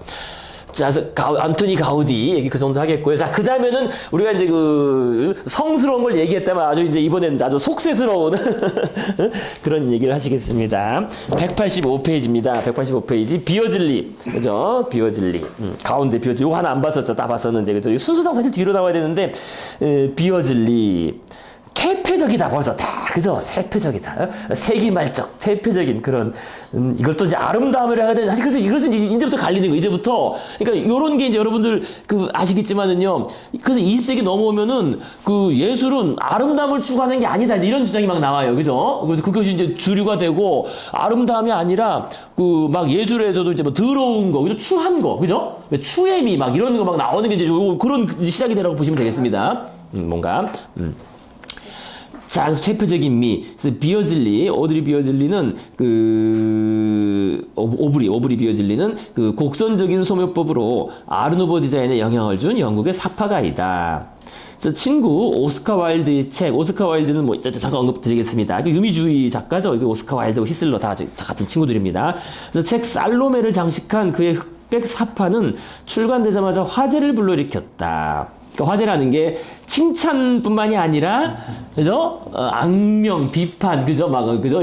그런 것까지 원래 같이 돼야 인기가 올라가는 거예요, 그죠? 일방적인 칭찬만 가지고 되는 건 아니고요. 엄청난 그 뭐라 그래야 됩니까? 그런 찬반이 갈리는 그죠? 그래서 살로메가 세례자 요한의 참수된 목에 키스하고 있는 사파의 한 장면을 보면 목에서 떨어진 핏방울이 꽃줄기를 이루고 있다. 그래서 왼쪽에 그림이 그거잖아요, 그죠? 지금 목이 잘렸고 그래서 핏줄기가 뚝뚝 떨어지는데 밑에 내려와서 그것이 꽃을 피웠어요, 그죠? 이렇게 그 살로메가 키스하고 있고. 그래서 사파의 괴기스러운 그러니까 에로티시즘인데, 야, 이게 사랑이고 이걸 표현한 건데, 이게 정말 괴기스럽다. 뭐, 오늘날 우리가 쓰는 표현으로는 엽기적이라고 그러죠? 엽기적, 그죠? 엽기적, 정말 엽기적인 그런 그 에로티시즘은 세기말적 또는 그런 퇴폐주의적 정서를 잘 반영한 것이었다. 그래서 비어즐리는 흐르는 듯한 유기적 형태들의 흑백 대조를 분명하게 하기 위해 명암 사용을 억제하고 있다. 자, 그래서 어쨌든 이게 이제 그 아르누보로 나온 거는요, 이렇게 그 식물 무늬, 그죠? 요런, 왼쪽에 비어즐리 식물의 모습에서 착안한 구불구불하고 고선적인 아르누보 선명을 사용했다. 그래서 요래서 이제 유명해졌다고 합니다. 인데요. 비어즐리 그래도 꼭 미술사에 남긴 거는 이런 그 사파밖에 없는데 미술사에는 책마다 다 언급은 하고 있더라고요. 근데 아까 말씀드린 그것 때문에 그래요. 이제 예술이 단순히 아름다움뿐이 아니라 이제는 또 추함, 그죠? 추함이나 뭐 기괴함 이런 것까지 이제 확장되는 그런 시작점에 있던 사람이죠. 그래서요, 오브리 비어즐리, 뭐 일찍 죽었습니다. 영국의 사파가 화가, 검은 잉크 그림은 일본 목판화에, 이건 나중에 말씀드리겠습니다. 인상파 할 때, 일본 목판화에 영향을 받았으며, 그러니까 이제 참 기괴해요. 기괴하고, 퇴폐적이고, 변태적, 엽기적이고, 또 그러면서도 뭔가 에로틱한 걸 또 가지고 있는, 그죠? 그런 분위기로 가득하다. 물론 뭐, 이제 그 시대의 도덕적 타락을 반영하여 또 여겨지는데, 이거는 뭐 맨날, 이건 어느 시대가 다 나온 얘기죠. 그죠? 그러니까 타락하지 않은 시대가 없어. 어느 시대나. 어느 시대나 다 나와요, 이거는. 어느 시대, 그 시대 사는 사람들은 다 이게 타락했어. 다 말세야 생각하나 봐요, 어느 시대나. 근데 이게 특히 19세기 말이라서 그래요. 특히 19세기 말. 그때도 말씀드린 것처럼 19세기 말에는 그 분위기가 그렇다는 거예요. 시대가 이제, 이제 뭐 세계의 멸망이 오는 거 아니냐, 그 천년왕국이 시작되다, 그런 거. 이제 그런 분위기가 있다는 겁니다. 자, 그래서 그는 오스카 와일드라든지 제임스 휘슬러 배웠죠, 우리가. 그죠? 휘슬러 등의 미학. 그러니까 예술을 위한 예술에 동조했다. 그러니까 이게 예술을 위한 예술. 이걸 다른 말로 표현하면은요, 조금 더 다른 식으로 표현하면은요, 그러니까, 이거를 쉽게 표현하는 건 그거죠. 쉽게 표현하는 거는 아름다움을 위한 아름다움인데, 그래서 아름다움이 궁극적 목적이라는 거예요. 최종 목적. 그죠? 예전에 할 때 나왔죠. 그죠? 궁극적 최종 목적으로 아름다움을 추구한다는 건데, 근데 그거를 좀 더 확장해서 봐야 돼요. 이제는, 그러니까 아름다움이 만 표현하는 게 아니라 그랬잖아요. 그러니까 감각을 위한 감각이에요. 어떻게 보면 감각을 위한 감각. 그러니까 우리가 엽기적인 거나 이렇게 기계스러운 거 보면은 그냥 막 소름이 끼치면서 막 뒷목 약간 식은땀 나기도 하고 뭐 이런 게 있잖아요. 그죠? 좀 그죠? 오도오도 떨리는 거 그죠? 또는 뭐 이런 거. 야, 이거 뭐야? 근데 그 감각 자체를 즐긴다는 거예요. 우리가 왜 그러니까 예를 들면 그거죠. 그 롤러코스터를 탈 때 롤러코스터가 그게 해피한 느낌은 아니죠. 그 자체 해피한 건 아니잖아요. 아름답고 해피한 건 아니고 막 죽겠다 해서 막 공포스러운 건데 근데 공포가 주는 그 짜릿한 스릴감이 있잖아요. 근데 그건 사실 그 감각 자체를 즐기는 거거든요. 이게 좋은 감각이라는 건 아니지만 의미상으로 물론 이제 우리가 이제 그 뇌과학적으로 고통과 그 쾌락은 이게 또 통합니다. 옛날에 한번 말씀드렸는데요. 처리하던 게 그렇게 다르지가 않아서 처리 회로가 그래서 그 쾌락이 너무 심해지면은 고통이 되고 또 고통이 너무 심해지면 이게 쾌락이 또 되거든요. 그죠? 자 그래서 이제 그렇게 되는데 어쨌든 사실 그거예요. 감각을 위한 감각. 그러니까 우리가 추함 또는 기괴함 뭔가 엽기적인 걸 추구하는데 그게 이제 막 이리 살떨리고 그러지만은 그 자체의 감각을 즐긴다는 거예요. 그래서 우리 대표적인 게 그거 아니에요. 칠판 손톱으로 긁으면은 이 쫙 한데 근데 그걸 또 그 자체를 왜 즐긴다고 하긴 좀 그렇지만은 그 느낌 있잖아요. 느낌 그죠? 벌써 저도 소름 돋네. 그 생각만 해도. 그러니까 근데 그런 거예요. 그런 거. 한편으로 이제 그렇게 좀 보시면 돼요. 그러니까 감각을 위한 감각. 그 자체가 그냥 목적이다. 우리가 롤러코스터를 탈 때 그게 뭐 해피해서가 아니라 하지만 그 순간에 그 감각을 짜릿하거나 스릴감 뭐죠 공포스러움 우리 뭐 괴기 영화 보는 것도 마찬가지고 그걸 즐기잖아요. 그죠? 그 짜릿하고 따끔따끔한 그런 거 그죠? 우리 가끔 그런 것도 있잖아요. 뭐 아프지만 따끔따끔한 게 쾌감적으로 느껴질 때도 있어요. 뭔가 그죠? 그러니까 사실 그런 그 느낌으로 생각하시면 됩니다. 사실은 요런 거를 우리가 그 예술에 집어넣고 즐긴다고 했을 때요. 그렇게 우리가 롤러코스터를 비유를 하시면 더 쉬워요. 그죠? 롤러코스터라 그런 거라든지. 그러니까 이것도 그렇다네요. 이것도 보면은 이게 뭐 기괴하고 이거 사람 목 자르고 막 이래서 이게 막 얼굴이 찡그러지지만 그게 뭔가 약간 소름 돋는 듯한 그런 그 자체 그냥 감각. 그걸 이제 즐긴다. 사실 그런 거예요, 이게. 그렇게 좀 확장돼서 보시면 됩니다. 그러니까 단순히 아름다움, 야, 좋다, 아름다움 그 자체가 목적이다라는 걸 넘어서 아름다움뿐만 아니라 그걸 즐기는 감각적으로 감각 자체를 그러니까 감각을 위한 감각으로 볼 수 있죠. 감각을 위한 감각. 그죠? 그렇게도 확장해서 볼 수 있습니다.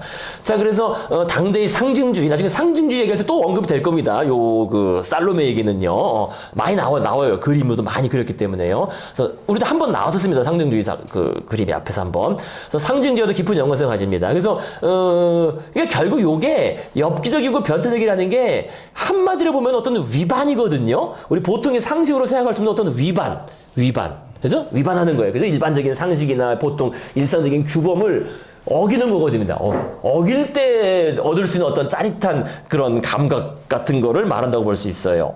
그래서 이 사람은 뭐 젊은 날에 죽었으니까 지금 26살의 결핵으로 죽는데요. 어쨌든 공적으로나 사적으로는 항상 괴짜였다고 합니다. 그래서 사람들 만나서도 괴짜식으로 하고, 야, 노란 장갑 끼고 다니냐, 어떻게. 노란 장갑. 그래서 헤어스타일도 그렇지, 이거. 그죠? 딱 폐혈에 걸리게 생기지 않았어요? 딱 뭔가 그죠 인상이 폐결에 걸려서 그러니까 이게 노란 장갑뿐만이 아니라 뭐 어쨌든 옷차림도 벌써 딱 들어오면 너무나 특이했대요. 옷차림 자체도 항상 노란 장갑 끼고 계산 근데 요게 사실 근데 위반하는 거거든요. 근데 요게 사춘기 때의 정서를 한편 말해주기도 하는 거죠. 특히 돈 없는 사춘기대들. 그러니까 부자들은 자신을 드러낼 때 관심을 끌어모으거나 사실 지위를 과시할 때 부자들은 명품이나 비싼 거로 하잖아요. 그죠? 고급진 거로 하는데 돈 없는 막말로 시골 양아치들은 자기를 드러내라고 할 때 위반을 통해서 드러내요. 위반. 그래서 위반을 하는 거예요, 단순히. 또 하라고 하는데 일부러 안 하는 거지, 거꾸로. 그죠? 뭘 지키라 그러면은, 머리 짧게 깎으라 그러면 반항한다고 뻑뻑 밀고, 그죠? 옛날에 그랬잖아요. 연애 남학교 다니신 분들은 알 겁니다.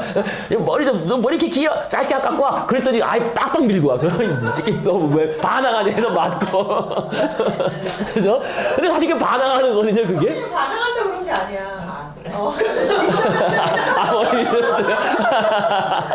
머리 밀었어요. 애가 머리 밀었어요. 아니 괜찮은 게 반항한 게 아니야. 반항한 거 아니야? 아니 짧은 게 아니었는데. 아니 밀었잖아. 그러니까. 그때는 사춘기는 지났을 때죠. 그러니까 그게. 아무튼 야, 시원하니 좋다고. 고등학교 때요. 예. 그러니까 그게 지금 그렇지. 근데 요즘에는 왜 나이 드신 분들도 좀 약간 머리 빠지실 때 그냥 에이 다 밀고 많잖아요. 요즘은 저게 많은데 저희 때만 해도 아니 군대에서도 그런 얘기가 있어요. 아니 왜 군인은 머리가 짧냐 그냥 아이 밀지 그러면 그 반항한다 그래가지고 우리가 중도 아니고 그 뭐지 그 승려 군인도 아니고 뭐라 그러는 게 옛날에 그죠? 그것도 아니고 그래서 이게 그러니까 이게 위반이라는 게 항상 그래요. 적당한 머리로 해야 되는데 그게 아니라 휘슬러도 그러지. 휘슬러도 사과잡고 들어가가지고 머리 깎으라고 머리 안 깎고 계속 다니다가 이제 다가다가 잘렸잖아요. 그래서 이게 그 위반이라는 게 그러니까 일단 눈으로 드러나는 거로 딱 그 심리를 아시겠죠. 그 사춘기 특히 돈 없는 양아치들이 위반을 그게 해요. 위반을 꼭 그죠? 이 길로 가려면 이 길로 안 가고 꼭 그냥 그러니까 오토바이 확 하는 것도 다 그 심리예요. 위반 심리예요. 그죠? 오토바이 역주행하고 소리 크게 빵빵 막 틀고 다니고 하는 게 위반 심리인데 왜 그러냐면은 그게 이 사회적 관심을 일단 끌어모을 수 있죠. 그죠? 특히 오늘날 같은 대규모 사회에서는 관심 주는 사람이 없거든요. 이러면 관심을 끌어모을 수가 있고 위반을 하면은 그죠? 이거로라도 그죠? 그 다음에 이게 이제 한편으로는 내가 이거 잘 나가는 사람이라는 걸 나름대로 과시하는 게 돼요. 이건 그때도 말씀드렸습니다. 그죠? 왜냐면 어떤 규칙을 위반한다는 거는 내가 규칙을 정하기 나름이라는 거잖아. 내 맘이지. 이 규칙이 어디 있어? 내 맘이라는 건 곧 룰을 규정하는 자는 그게 룰러라는 게 통치자 아니에요. 일종의 우월한, 그죠? 사회적인 우월함을 스스로 과시하는 그런 심리적으로 위반의 사회 심리학이다라고 해서 우리가 요거를 우리가 항상 베블런에 아까 말씀드린 그 과시적 소비라고 배우셨죠? 과시적 소비, 그죠? 뭐 명품 사고 이런 거. 과시적 소비 끝에 한간 또 나오는 게 제4의 그 과시 행위라고 배웁니다. 사회학에서 기본적으로. 그러니까 이게 젊은 애들이 그런 게 있는 겁니다. 항상 그때 다 위반. 이게 사실 이거에 놀아줘. 이거 위반, 관심을 모으고 이런 걸 이제 과시하는 그런 거죠. 그죠? 자, 그래서 그렇게 이해하시면 쉽습니다. 그 심리 자체는요. 사람의 그림도 그런 데서 나오는 거. 그 좀 그런 게 있죠. 기존의 도덕감을 위반하는, 그러니까 일단 작품 자체가 그래요. 이 오스카 와일드 자체도 그렇거든요. 오스카 와일드 자체도. 우리가 오스카 와일드가 이제 여기 나오지만은요. 그러니까 오스카 와일드가 잘생겨서 엄청 멋지죠. 그죠? 멋진데, 이 사람도 이제 그런 위반적인, 아주 좀 퇴폐적인 그런 걸 엄청 이 사람이 유미주의의 대표적인 문인으로 항상 언급됩니다. 오스카 와일드. 그래서 예술이란 예술. 그래서 항상 이렇게 아름답게 이런 장식한 꽃을 꽂고 다니고, 정말 잘생긴 미소년이 아니에요. 그죠? 하지만은, 이제 잘난 게 없지. 왜냐면 벌써 알리는 출신 아니에요. 변방에 아까 말한 그 동네 시골 출신이고, 그러니까 자기가 뭔가 더 드러내고 하려다 보니까 작품 세계도 그렇고, 그죠? 그런 행동도 그렇고, 이 사람도 일찍 죽어요. 그죠? 그런 식으로. 자, 그래서요. 사파 가잖아요. 예. 사파 가면은 뭔가 다른 작품에 이제 뭐 이렇게 그렇죠. 되는 그런 거니까 얘가 자기가 그거를 생각했던 게 아니라. 하는 거보다는 어쨌든 이 작품 자체도 이런 분위기니까 이렇게 그렇죠. 그러니까 그걸 골라서 한 거죠. 그러니까 얘가 이제 자기가 친한 형이었죠. 이 사람이 형이었고, 그러니까 이 사람 작품에다가 사파를 그려준 거죠. 그러니까 그리고 그런 작품이 아니죠. 그러니까 그렇죠. 그러니까 또 그런 것만 골라 그린 거고, 골라 그렸다기보다는 그렇죠. 어떻게 보면 그렇고, 그다음에 또 그 이후에 더 그릴 시간이 없어져요. 빨리 죽는 바람에. 그래서 그냥 그거 몇 개 그리고 죽은 거예요. 그러니까 뭐 더 남길 게 없었던 거죠. 그 자기한테 맞는 작품 몇 개, 한 두세 개 그리고 죽은 겁니다. 영향을 옹원이 받은 거 아니에요? 어떻게 보면 그럴 수 있죠. 어떻게 보면 그럴 수 있죠. 그래서 그거 살로메가 뭐 처음 이제 끝이라고 할 수, 이게 이제 어쨌든 살로메의 책에 들어간 사파거든요. 살로메라는 휘곡, 연극 대본이죠. 휘곡에 들어간 사파인데, 뭐 이래 어쨌든 상당히 기괴하죠. 그죠? 기괴하고. 어쨌든 우리가 봤던 식물 무늬, 그죠? 식물 문양을 중심으로 한, 그죠? 그런, 이제 세례자 요한의 목을 좀 잘라서 쟁반에 얹은 거 아니에요. 그죠? 이 기괴스러운 이런. 그다음에 이것도 좀 기괴스러워. 이렇게 어떤 가슴이 나왔는데, 그죠? 이거 유방 아니에요. 그죠? 가슴이 그렸는데, 이게 좀 기괴스럽게 배꼽도 있고, 그죠? 엽기도 벌레 모양의, 그죠? 이거 뭔가 엽기적이고, 뭔가 기괴스러워. 그렇다는 겁니다. 그래서 뭔가, 그다음에 이게 세례자 요한인데, 뭔가 여성적으로 그렸어요. 그죠? 그래서 이게 좀, 이게 무슨 성스러운 성인인데, 세례자 요한은. 그걸 좀 위반해서 그린 거죠. 그죠? 그죠? 지금 비율 얘기 말씀 잘해서 좀 이따 얘기 나올 겁니다. 비율 얘기는요. 자, 그래서요. 어쨌든 댄서의 보상. 그래서 요 살로메 얘기는 그 19세기, 20세기 넘어오는 그때, 아까도 말씀드린 것처럼 이제 세기가 끝났다. 그래서 종말론적인 그런 분위기 때문에 요게 그때 엄청 유행했어요. 살로메 요게. 그래서 이 사람들이 뜬 거죠. 사실 요거 가지고 이 살로메 요거. 오히려 죽은 다음에 더 이제 이게 인기를 얻었는데요. 그래서 여기서 살로메 이야기를 그때도 한번 말로 말씀드렸지만 정리해서 다시 말씀드리겠습니다. 이 살로메 이제 희곡이죠. 이 오스카 와일드가 쓴 희곡으로 이제 유명한 희곡인데요. 그 성경에 보면 헤롯 왕이라고 나오죠. 원래 발음은 헤로데라고 합니다. 헤로데 1세. 성경에는 헤롯 대왕이라고 나오면 헤롯 대왕. 이거 뭔지 아세요? 헤롯 대왕? 헤롯. 무슨 일 하는 사람이에요? 그 성경에서 기독교인들은 이제 안 좋아하죠. 무슨 핍박을? 아니, 저보다 모르시면 안 되는데. 저는 이제 당연히 교회를 다니지 않지만은요. 그래도 중학교 때 하필 신일중학교 그러는데 아세요? 신일중학교? 신일? 거길 다니는 바람에 성경 공부를 엄청 많이 했어요. 예, 거기 완전히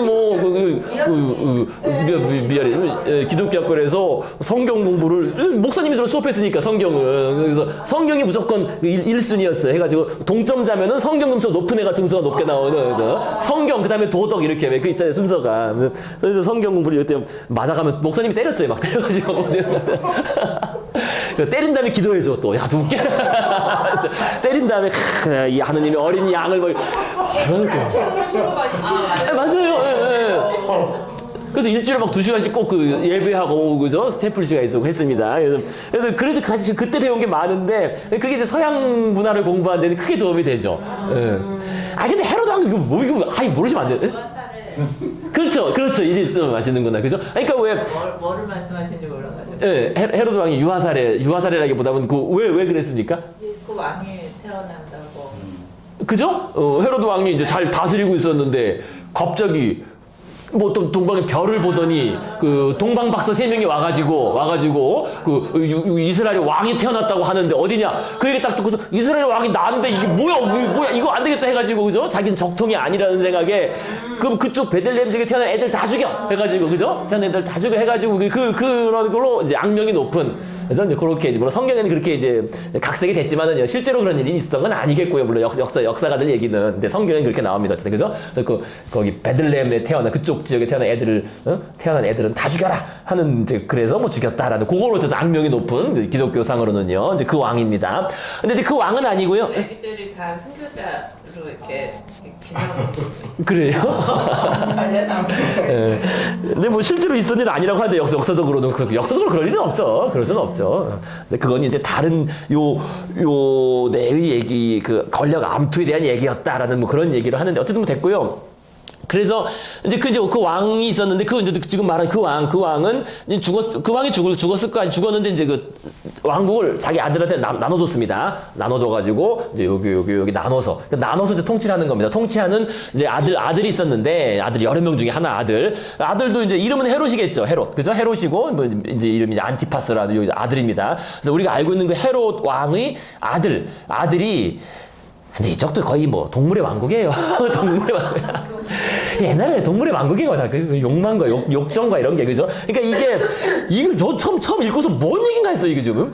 이복 동생의 아내, 이복 동생은 있을 수 있겠죠. 자기 아버지가 부인이 여럿일 테니까, 그죠? 부인, 여러 부인의 다른 동생이 아내가 이뻐서 그걸 뺏었어. 그죠? 자기가 왕이 돼가지고, 자기 다른 동생이, 어쨌든 브라더를, 아내 이제 헤로디아를 헤로디아를 해야 되나? 어쨌든, 뺏었는데, 근데 뭐냐면 또 그 아내는 또 다른 이복 동생의 딸이다. 이게 어떻게 된 거야, 이 족보가. 그러니까 엄청 이게, 애가 여기 태어나고 저기 태어나고 나이가 많고 적고 복잡한 거겠죠. 그죠? 어쨌든, 동생이라기보다는 그냥 브라더라고 번역이 맞는 것 같습니다. 그래서 더 나이 많은 사람도 있을 수 있고요. 그죠? 그래서 어쨌든, 그러니까 이게 근데 어쨌든 이복 동생은 이복 동생이고, 동생의 아내고, 또 그 아내가 또 누구 동생의 딸이고, 이게 완전히 근친 상간이 꼬여 있잖아요. 꼬여 있어가지고, 이거 두 번째 아내, 첫 번째 아내, 이제 늙었다고 쫓아버리고 두 번째 아내로 삼는데, 근데 이제 세례자 요한이, 그 당시에, 그죠? 세례자 요한이 나와가지고 이거는 부도덕하다 안 된다 이런 결혼은 안 되고 이러면 안 된다 해가지고 강하게 비난하자 이제 세례 요한을 감금했다고 합니다. 감금해서. 근데 이제 그게 물론 정치적인 그 역사학자들의 얘기는 세례자 요한이 민중들의 지지를 받고 이러니까 이제 그거를 그죠? 자기 정통성을 위협하는 그런 세력이니까 일단 불러다가 취조하고 그러고 있었다는 거예요. 취조 같은 거 하다. 근데 이제 마침 자신의 생일 잔치였는데 그때 새로운 아내 이제 새로 아내가 됐죠. 요 아내 그죠? 저희 지금 뺏어온 아내가 또 딸이 있었겠죠. 왜냐면 다른 사람이 부인이었으니까 그죠? 그쪽에서 낳은 딸이 있을 거 아니에요. 이제 그 딸 헤로디아의 딸 이게 복잡했지 말 그대로 동물의 왕국이야 이게. 그 아내의 딸이 그 살로메라고 이제 이름이 오늘날 붙여진.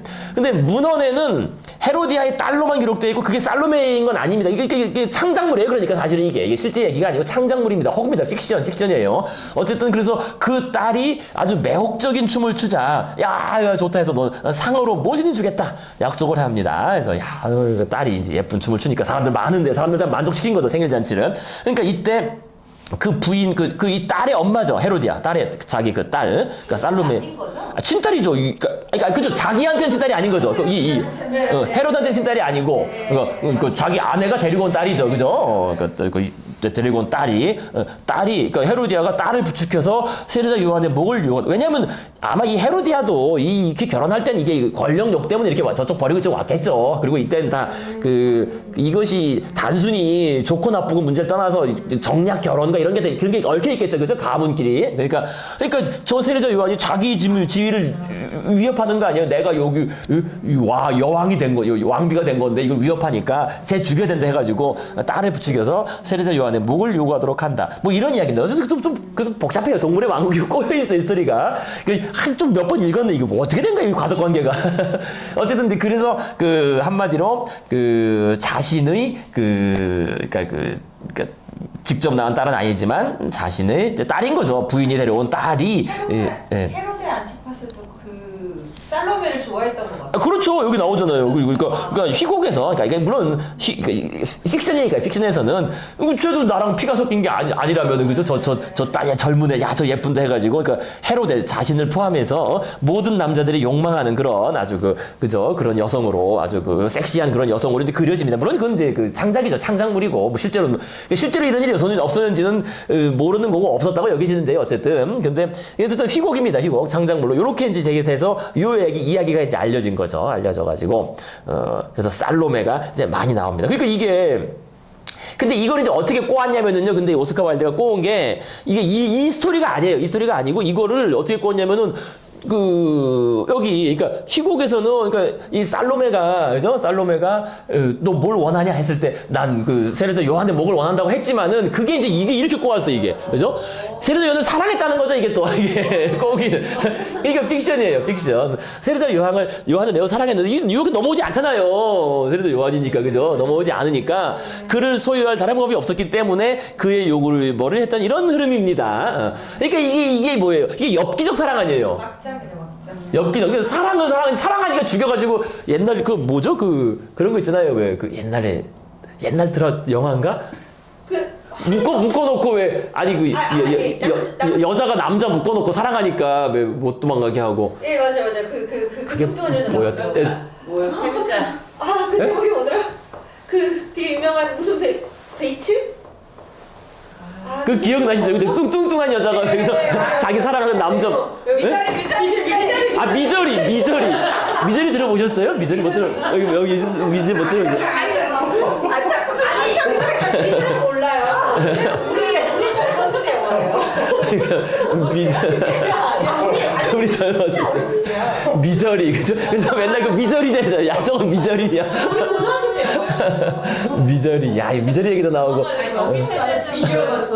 염정 염정하래. 90년대도 아니 한국 영화도 그런 거 있잖아요. 한국판. 비슷한 거. 염정한가 맞나 비슷한 거 있나?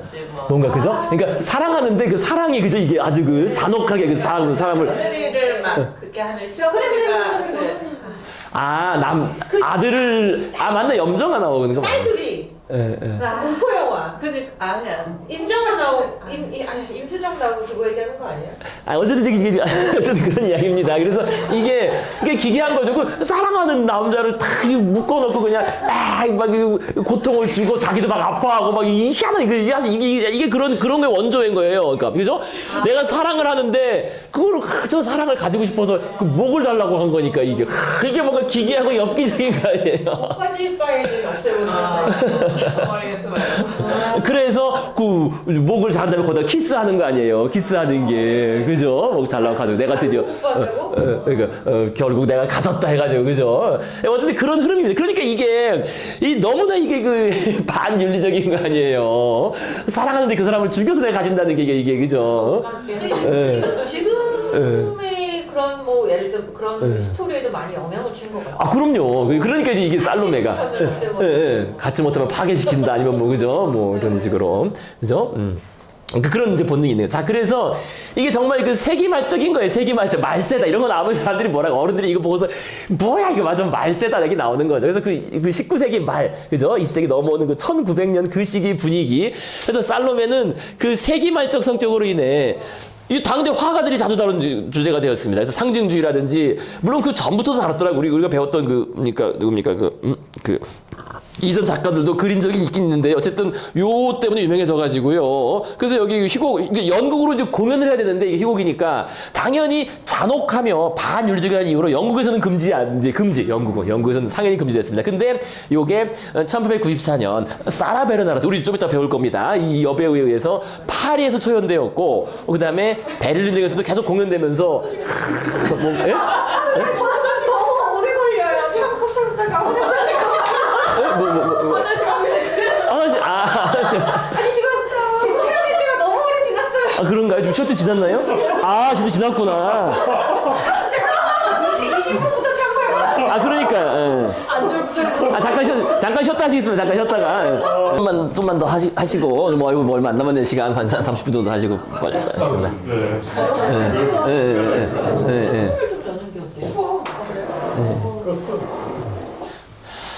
자, 그래서 살로메 하면은요, 어쨌든 그게 연극으로 공연이 되었고, 그 다음에 이제 오페라 아시죠? 오페라 이거 뭐 해보신 적 있으세요? 리하르트 스트라우스의 이 살로메 오페라가 또 유명해요. 그 당시 꽤 성공을 거뒀어요. 그래서 이게 많이 힘들다고 하던데요. 그래서 여주인공이 살로메니까 소프라노가 그죠? 막판에 아주 기계스러운 막 이런 걸 해야 될 거 아니겠어요? 그러니까 어쨌든 꽤 소프라노한테는 큰 도전이 되는 그런 뭐 작품이라고 합니다. 그래서 어쨌든 유명하죠. 리하르트 스트라우스는 후기 낭만주의 작곡가로서요. 그죠? 리하르트 스트라우스. 그래서 오페라로 작곡도 하고. 그래서 그 시대에 바로 그죠? 1900년 전후로 해서 그림도 무지 많고요. 그림도 많고 이렇게 많이 상연되었던 그런 작품입니다. 살로메. 어떤 엽기적 사랑이죠. 엽기적 사랑. 그죠? 어떻게 보면은요.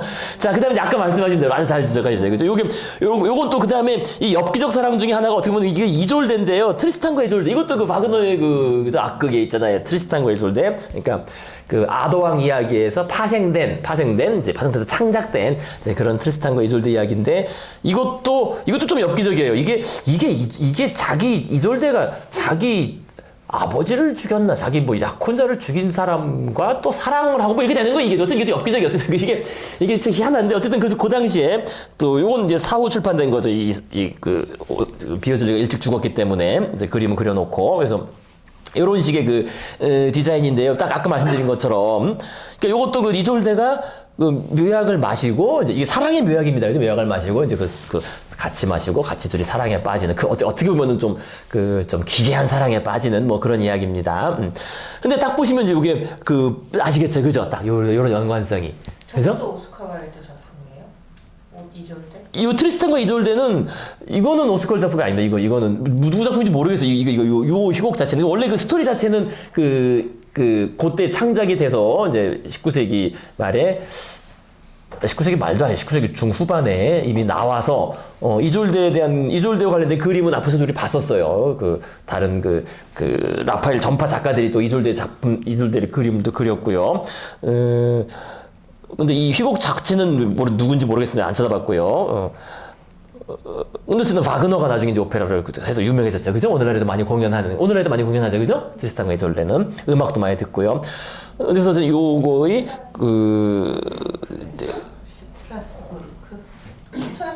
뭐라고? 약간 작가. 바그너의 악극은 그렇겠죠. 어쨌든 뭐 버전이 여러 개죠. 근데 이건 이제 전설을 이렇게 또 그 희곡으로 만드는 건 다른 이야기니까요. 자, 그래서 근데 여기 딱 보시면 아까 말씀드렸죠. 그 비율이 이게 사실 이런 데서 나온 거예요. 이게 사실은 그죠? 오늘날에 이렇게 스케치를 해요. 이게 요거 제 이름을 까먹었네. 요 디자이너 이것도 유명한 사람이 디자인한 건데요. 이거 스케치한 건데. 그러니까 오늘 유명 패션 디자이너가 이런 식으로 스케치하잖아요. 그죠? 패션 디자이너의 스케치, 그죠? 머리는 요만하고, 몸은 이거 뭐 말이 안 되는 비율이잖아요, 그죠? 있을 수 없는, 어떻게 보면 좀 기괴하잖아요. 이 머리에 이거 몇 배야, 거의, 그죠? 다리 길이가 막 이만하고, 그죠? 이거 허벅지, 20등이 되는 거죠, 거의. 근데 이거 버젓이 이렇게 그린다는 거예요, 오늘날 패션 디자이너들이, 그죠? 그러니까 모델들이 자꾸 이제 말라가는 건데 이게 맞추려고. 근데 어쨌든 이런 게 오늘날에 우리는 익숙하잖아요. 근데 이게 처음부터 익숙하진 않았겠죠. 이렇게 그린 적이 없으니까요. 그래서 저도 이거의 역사는 안 찾아봤지만은요. 이게 직접적으로 여기서 이렇게 왔다는 걸 딱 금방 보면 알 수 있어요. 그죠? 그래서 비어질리가 그린 게 이게 다르잖아요. 벌써 아까도 봤던 그런 그림의 비율이, 그죠? 인물들의 비율이 머리는 많고 이 몸이 많아지게 다, 그죠? 이렇게 기괴하게 엄청 늘려서, 그죠? 머리는 작고 더 길게 늘려서 그리는 이런 것들이 이렇게 그 영향이 온 거 아니겠느냐, 그 어떤 원조적인 격이 있는 거 아니겠느냐라고 이렇게 이제 볼 수 있겠습니다. 자, 이제 그렇게 이제 보시겠고요. 자, 그 다음에 이제 오늘 사진 이야기 좀 하고 이제 마무리 하시겠습니다. 자, 그래서, 이제 아르누보랑 이런 얘기 오래 했는데요. 이제 우리 19세기에서 20세기로 넘어오는 이제 그 시점의 얘기들이 이제 계속 19세기에서 20세기로 넘어오는, 그러니까 오늘날의 우리 시대를 만든 이제 그 중요한 것 중에 하나가 이제 사진이겠습니다. 그죠? 사진은 정말 엄청 중요하죠. 사진은 엄청 중요합니다. 뭐 좀 읽어보시겠습니다. 사진의 탄생. 19세기 초반 광학과 화학 분야의 과학적인 발견으로 사진이라는 새로운 미술 형태가 탄생했다. 그러니까 이제 이 첫 문장부터 사실은 문제예요. 요게 이제 우리가 이제 결국 그 철학적 미학적으로는 항상 문제가 되죠. 그러니까 이게 새로운 미술 형태라 그랬는데 넓은 의미에서 그럼 과연 이제 사진이 예술이냐 아니냐, 그죠? 이 문제가 이제 걸리는 거죠, 그죠? 사진이 예술이냐? 그러면은 그럼 뭐 모든 사진이 뭐 얘기 길어지니까 그 정도만 하시겠습니다. 자, 그래서 우리가 달력 사진도 사진이 예술이냐? 근데 그거 참 어려운 얘기예요, 그죠? 자, 그래서 뭐 어렵진 않고 저는 그 얘기를 나중에 하시겠고요. 나중에 좀 사진의 역사 간단히 보시겠습니다. 1826년 프랑스의 화학자 니엡스는 오늘날 남아있는 것으로는 최초의 사진 영상을 만들었는데 이것은 집 바깥의 전원 풍경을 찍은 것이다. 그래서 이 흐릿한 영상은 그 니엡스가 광택이 있는 백남 강광판을 8시간 동안 그 햇볕에 노출시켜서 이제 얻은 것입니다. 그래서 그것이 이제 왼쪽에는 그 사진입니다. 왼쪽에 있잖아요. 그죠? 니엡스 창밖 풍경. 그래서 1826년에 현재 존재하는 최초의 사진인 이 풍경은 노출 시간이 8시간에 되었다. 그래서 최초의 어쨌든 사진은 이 니엡스라는 프랑스의 발명가입니다. 사실은 사진 작가가 아니라 발명가. 그러니까 이때 이런 사람들이 많았어요. 자기 개인 발명가들이 많았어요. 그죠? 에디슨처럼 에디슨 이후부터 이제 그 기업화가 됐지만은요. 그 팀으로 움직이고 개인 발명가로서 그래서 자기는 자신의 사진을 헬리오그래피. 그러니까 헬리오가 이게 그 태양이라는 뜻이에요. 라틴어로, 그죠? 태양. 그러니까 태양이 찍어주는 거라는 거예요. 그죠? 태양한테 노출시켜서 그 그대로 저 밖의 사진이 그 밖의 풍경이 그대로 찍히는 태양 그림이라고 불렀습니다. 그래서 최초의 내연기관을 설계도 한 그런 사람입니다. 물론 좀 일찍 죽었죠. 근데 이거 말고 또 요게 또 최초의 사진이라고 주장하는 그런 견해도 있어요. 요건 어떤 그 네덜란드 작가의 그림을 앞에 놓고 노출시켜가지고 인화판을 사용해서 이렇게 찍어낸 그런 뭐 사진에 해당하기도 하죠. 어떻게 보면은요. 그래서 요거 하면 요거. 근데 어쨌든 뭐 일반적으로는 우리 책에 있는 그림을 이제 보통 인정을 합니다. 자, 이제 그다음에 이제 다게르 보시겠습니다. 다게르부터 어떻게 보면 본격적으로 사진 시대가 열리는 겁니다. 이 중요한 얘기죠. 그의 동료인 다게르는 그래서 니엡스가 죽은 이후에 연구를 더 진행시켜서 1837년 보다 실용적인 사진을 발명해냈는데 화실 한 구석을 뚜렷하게 담아낸 정물 사진을 단 10에서 15분 동안의 노출을 찍어냈다. 근데 이 연도는 살짝 달라요. 지금 이 책도 그렇고 근데 제가 보여드리는 게 그래도 최신 결과이기 때문에 여기가 맞을 겁니다. 물론 연도는 추정하고 이렇게 맞춰보는 거니까 정확하진 않아요. 그래서 그게 요겁니다. 요게 지금 나온 그 정물이라는 게 요거를 말하는 겁니다. 이렇게, 그죠? 자신의 화실에 있던 이런 조각상들, 요거를 정물로 이렇게 최초로 찍은, 요게 이제 최초의 이거 다게르가 찍은 그런 사진이다. 요건 연도가 좀 늦죠. 근데 뭐, 뭐 크게 중요한 문제는 아니고 이거 연도 문제는. 자, 그다음에요. 1839년에는 최초의 인물 사진을 찍기도 했다. 그러나 분비는 파리 거리의 행인을 찍은 사진은 구두 닦기 소년 외에는 그는 노출 시간이 충분하도록 꼼짝 않고 앉아 있었던 유일한 인물이었다. 외에는 영상으로 담았는데 실패하고 말았다. 자, 이렇게 해서 당장 이제 끝나버리는데요. 요거로는 사실 좀 부족하죠. 다게르는 워낙 중요하기 때문에 사진의 역사에서. 그래서 이렇게 보시면요, 이 사람은 프랑스의 화가였지만 결국 사진에, 주로 이제 화가들이 관심을 가진 거예요. 그래서 촬영 시간을 크게 단축한 사진술, 다게르오타입, 음판 사진술이라고 보통 많이 얘기합니다. 음판. 들어보신 적 있을 거예요. 음판 사진술을 발명하여, 그 때문에 사진의 아버지로 불립니다. 그러니까 아까 그 니엡스가 먼저 이걸 찍긴 했지만은, 니엡스는 이렇게 역사에만 나오고, 실제 사진을, 아버지는 다게르로 불립니다. 그래서 요거는 이제 그 당시에 프랑스 아카데미에서, 과학 아카데미가 유명하잖아요. 프랑스 과학 아카데미는 이제 이 발명에 특허를 부여하고, 사진술이 탄생했다. 그죠? 딱 이 사람을 이제 인정을 해서 이렇게 사진의 아버지로 남게 됐습니다. 그래서 이 다게르오타입, 바로 이런 사진은 특히 부르주아 계층에서 크게 성공을 거두었고, 이때부터 초상 사진을 찍는 것이 유행이 되었다. 이게 참 중요한 얘기예요. 그래서 40년대 거쳐서 50년대부터는 본격적으로 사람들이 화가를 안 찾았어요. 화가를. 그전에는 다 화가들을 찾았을 거 아니에요. 화가 찾아서 그죠? 가족 사진, 가족 그림 그리고, 그죠? 애 태어나면 애 그리고, 결혼할 때 결혼 그리고 했는데, 이제는 화가들이 그때도 말씀드린 것처럼 우리가 이제 핸드폰이 나온 거랑 똑같이 된 거죠. 응? 핸드폰 나와서 어떻게 됐어요? 사진관들이 다 없어진 거거든요. 그죠? 그 전까지는 그 많던 사진관이, 저도 학교 들어왔을 때, 그죠? 저희 학교 교내에 사진관이 3개가 있었어요. 사진관이 서울대학교 안에 3개가 있었다고요. 그죠? 학생회관이 있었고, 후생관이 있었고, 기숙사에 있었고, 뭐, 대학생들 사진 찍고, 이제, 원서 내고 하는 게 많았으니까요. 사진관이 교내 3개가 있었고, 근데 뭐, 다 없어졌죠. 그죠? 없어지고, 저희 관악구청 앞에도 한 20개가 뭐야? 그때 뭐 엄청 많았는데, 이제 한 2개 있나? 그러니까, 핸드폰이 나와가지고, 싹 없어진 것처럼, 사실 이제 화가들도 마찬가지가 된 거죠. 그래도 화가들이 또 평소의 수입, 그죠? 꾸준한 캐시카우라고 하잖아요. 캐시카우, 그죠? 현금, 항상 들어오는 그게, 이 초상화 그려주는 거였는데, 그죠? 귀족들이나 돈 있는 사람들 초상화 그려주고, 돈 받는 게 항상 자기들의 일상적인 수입이었는데, 그게 딱 끊겨버린 거예요, 이게. 그죠? 이 사진이 나오면서부터, 1850년대부터죠. 이제 그러면서 이제 미술사도 큰 영향을 받죠. 그 미술사랑 연관된 얘기는 다음에 드리겠고요. 그래서 이때부터 다들 소상사진 찍는 것이 유행이 됐습니다. 그래서 이건 다게르 자신의 사진이고요. 그래서 요게 이제 아까 나왔던 최초의 인물 사진으로 알려져 있는, 사람을 찍은 사진으로는 최초의 인물 사진으로 알려져 있습니다. 자기 이제 같이 일하던 친구를 이렇게 찍은, 흐릿하죠? 처음 사진이라서요. 흐릿하고요. 근데 뭐 재밌는 게 요거잖아요. 머리 고정 장치가 있는 당시의 은판 사진 촬영용 의자. 이 머리를 딱 뒤에 그죠? 이 빨간 뒤에 머리 딱 움직이지 않도록. 그래서 그 얘기는요, 한 페이지 넘기시면은요, 188페이지에 나옵니다. 188페이지에 초기의 초상사진 188페이지에 그러니까 초기 다게르오타입의 사진은 영상을 잡아내는데 많은 시간이 걸렸기 때문에 당시 인물들의 사진은 다소 어색하고 딱딱해 보인다. 최초의 소상사진 작가 가운데 한 사람인 사무엘 모스는 자신의 아내와 딸의 사진을 찍기 위해 눈부신 조명 아래서 눈을 감게 한 후 눈은 후에 그려놨다. 지붕 위에서 한 20분 동안 꼼짝하지 않고 서 있도록 했다. 초기 사진 작가들은 대부분 고정대라는 특수하게 고안된 의자를 사용해 소상사진을 찍었는데 이것은 대상 인물이 움직이지 못하도록 카메라에는 보이지 않는 장치로 머리 부분을 고정시켜주는 의자. 이게 바로 이제 의자입니다. 그죠? 머리를 딱, 그죠? 딱 앉으면 보이진 않고, 이 뒤가 머리가 딱 고정돼서 가만히, 그죠? 한 15분에서 20분 정도 이렇게 있도록 하는 이런 의자입니다. 그래서 어느 모델은 이 고정대에 의해서의 악몽을 8분 동안이나 강렬한 조명이 내리쬐이는 곳에서 앉아있자니 눈이 아파 눈물이 계속해서 뺨을따 흘러내렸다. 그동안 사진사는 시계를 들고 방 안을 어스렁거리며 5초마다 시간이 얼마나 왔다고 알려주었다.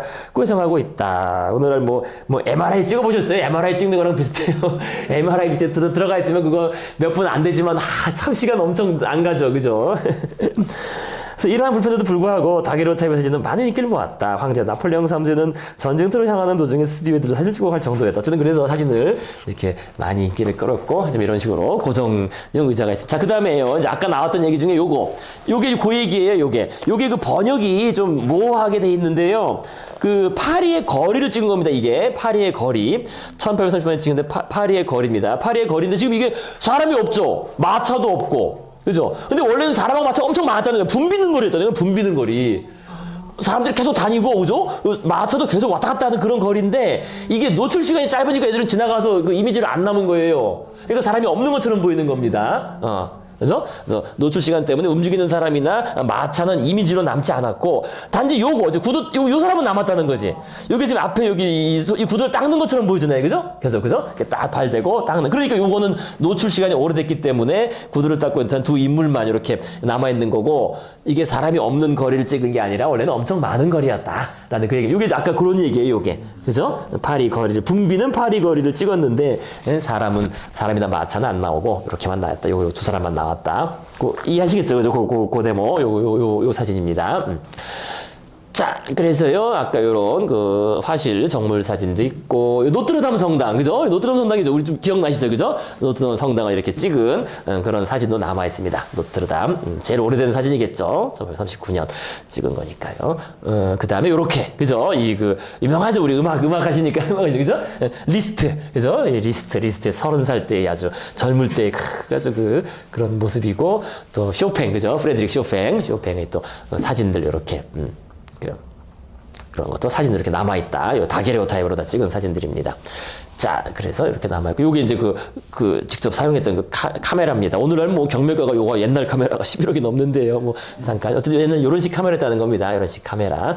이렇게 잠깐 샘플 보시겠고요. 자, 그 다음에, 아니 그 사진 처음 발견했을 때 굉장히 놀랐을 것 같아요. 놀랍죠, 사실은. 그죠? 사진 처음 발견했을 때 이렇게 딱 찍어서 나오면은요. 야, 이거 뭐, 신기하고 참 그렇죠. 자, 그래서요, 그 다음에 이제 영국인 탈봇 나옵니다. 여기다가 거기 나오죠? 그래, 그죠? 영국인 텔봇이라고 보통 발음, 그죠? 윌리엄 헨리 폭스 텔봇은 1839년에 발표한 네거티브 사진 기술로 사진 촬영 기법은 더욱 진일보했다.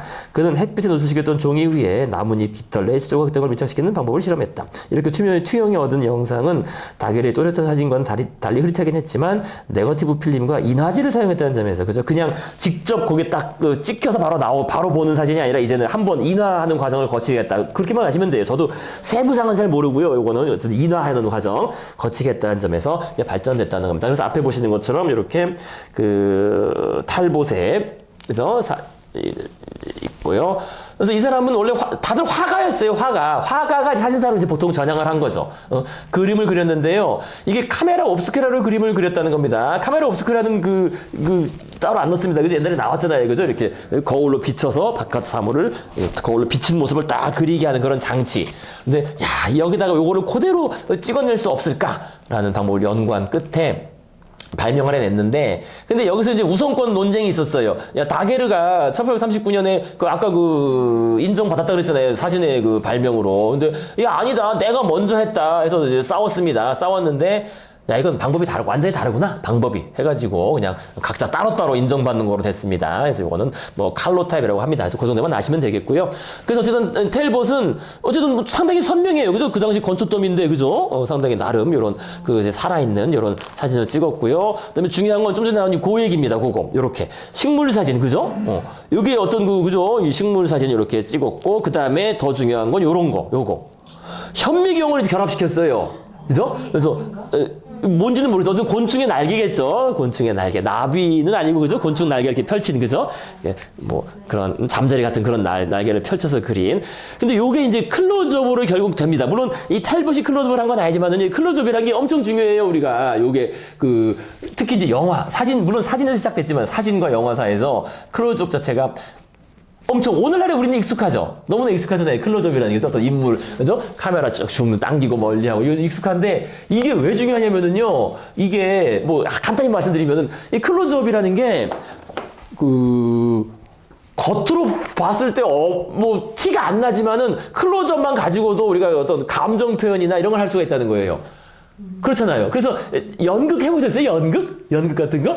연극? 저는 이제 연극을 취미로 취미가 아니라 무슨 뭐 동아리 이런 거 잠깐 하고 뭐 그랬었는데 연극을 처음에 하게 되면은요 동작이 과장될 수밖에 없어요. 연극은. 왜냐면 연극 무대는 이제 실물로 무대에서 하는 거지만 이쪽에서 보잖아요. 보면은 앞에서 그냥 요렇게 행동하면 안 돼요. 이거 행동을 크게 왜냐면 보는 사람을 감안을 해서 행동이 다 커야 돼. 해가지고 움직이는 거 이래야 되고 이런다. 연극이라는 게 좀 그래요. 근데 왜 과장되냐면은 그게 실제 자연적인 그냥 이 크기에 우리가 움직이면서 어떤 감정을 전달하거나 동작을 표현해야 되니까 내가 이걸 한다라는 걸 명확히 표현해야 되니까 연극적인 표현, 그래서 연극적인 표현은 과장된 거예요, 항상. 그리고 이제 이 분장도 좀 과장돼서 분장이라고 하잖아요. 거의 진하게. 이게. 왜냐면 그래야만 이 웃거나 울거나 이 표정이 멀리서 딱 보일 거 아니에요. 그죠? 그런데 이 클로즈업이라는 건 우리 영화에서는 그렇게 할 필요가 없는 거죠, 이제. 영화에서는. 그렇게 하지 않을 뿐만 아니라 영화에서는 없는 감정도 만들어낼 수가 있어요. 그냥 가만히 있으면은 우리 못 느끼. 근데 이게 딱 여기 클로즈업을 들이대가지고 땀이 하나 딱 흐른다든지 아니면 땀구멍, 그 땀구멍이 이렇게 움직이는 거 그거만 딱 클로즈업 하는 것만 가지고도 지금 엄청 긴장하고 있다라는 거라는 이런 거를 전달할 수 있다는 거죠. 그죠?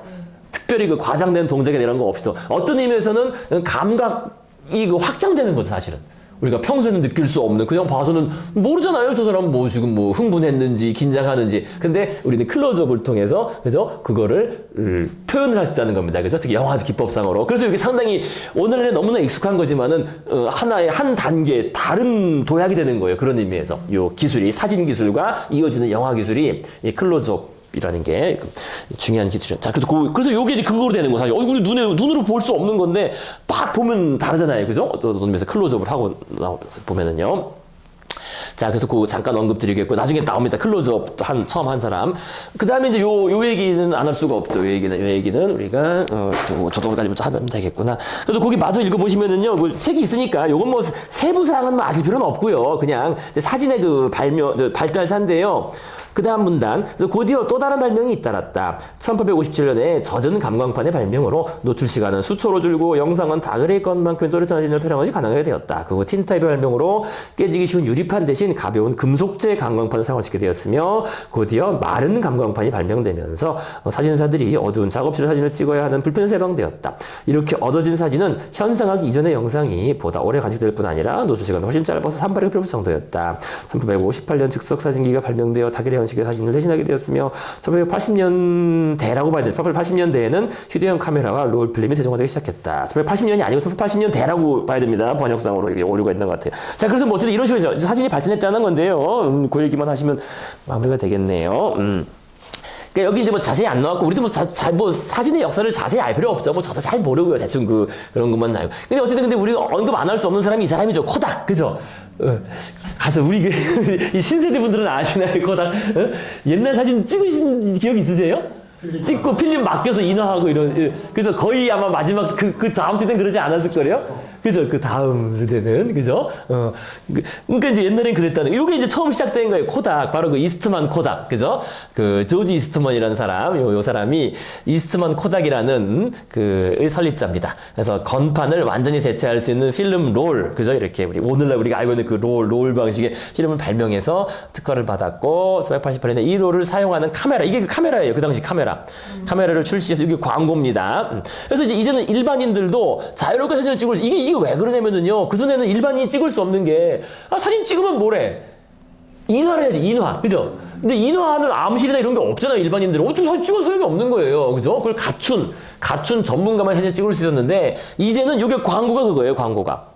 여기, 그죠? 100이라는 숫자가 써 있고. 그러니까 이 안에다가 이 롤 필름을 넣어가지고, 그러니까 100장 분량, 100장을 촬영할 수 있는 필름 롤이 이 안에 들어가 있었어요, 사진기에. 사진기 자체에 들어가가지고 이걸 탁 누르면은 100장이 찍히고 그 다음에 여기입니다. 버튼을 누르세요. 나머지는 저희가 처리합니다. 요게 획기적인 거예요. 요게. 여기서 찍은 다음에 이거를 그냥 통째로 보내면 돼, 이 회사에. 회사로 보내주면은 거기서 이걸 분해해서 현상해가지고 사진을 뽑아가지고 다시 돌려준다는 거죠. 이게 이제 바로 우리가 옛날에 그 찍는 그 시스템이 시작된 거예요. 그래서 사진 찍어가지고 사진관에 맡기면 사진관에서 사진 인화해주고 우리 다시 찾고 하는 그 시스템이 바로 이 카메라부터 시작된 겁니다. 카메라로. 다시 대감기 안 해가지고 맞아요. 열면 다 노출돼가지고 다 망하고 그런 것도 있었죠. 예, 그렇죠. 이제 옛날에 그런 일이 많았죠. 버튼이 눌러가지고 들어있는데 열고. 예, 맞아요. 들었는데 열고 그래서. 예. 자, 그래서 바로 그 시스템, 그죠? 우리 일반인들도 사진을 찍고 맡기면 거기서 인화해주는, 그러니까 인화만 딱 전문으로 하는 그 시스템이 이제 처음으로 시작됐고, 그러니까 이제 아무나 다 찍을 수 있는 거죠. 일반인들도 다, 아마추어도 누구나 사진을 찍을 수 있는 그런 시대가 열렸습니다. 그래서 코닥, 이스트만 코닥 중요한 사람이죠. 자, 그 다음에 오늘 이야기만 하고 이제 마무리하시겠습니다. 요게 이제 예술사 쪽으로 아주 중요해요. 미술사 쪽으로. 컬러 사진. 컬러. 근데 사진이라는 게 사실 컬러잖아요. 우리 세계는 컬러인데, 이 사진은 다 흑백이, 지금 말하는 건 다 흑백 아니에요, 흑백. 그죠? 그래서 당연히 컬러 사진에 대한 관심과 연구는 많이 있었겠죠. 야, 이거 흑백으로는 부족하고, 그죠? 있는 컬러를 살릴 수가 없겠냐, 도대체. 근데 이게 어려웠다는 거예요. 근데 이거를 처음으로 이론적인 돌파구를 마련한 게 그 유명한 그 제임스 클러크 맥스웰, 그 맥스웰 방정식 들어보셨죠, 그죠? 물리학에서 전기학과 자기학을 통합시킨 그 맥스웰 방정식으로 유명한 그 맥스웰이 이제 그 제안을 했습니다. 그래서 이렇게 하면 되지 않겠느냐 해가지고 그것에 따라서 자기 친구 토마스 서튼이라는 제자겸 친구가 사진을 이거 찍습니다. 최초로. 이거 리본이에요, 리본. 그러니까 최초로 찍은 이게 그 컬러 사진이에요. 컬러 사진으로는.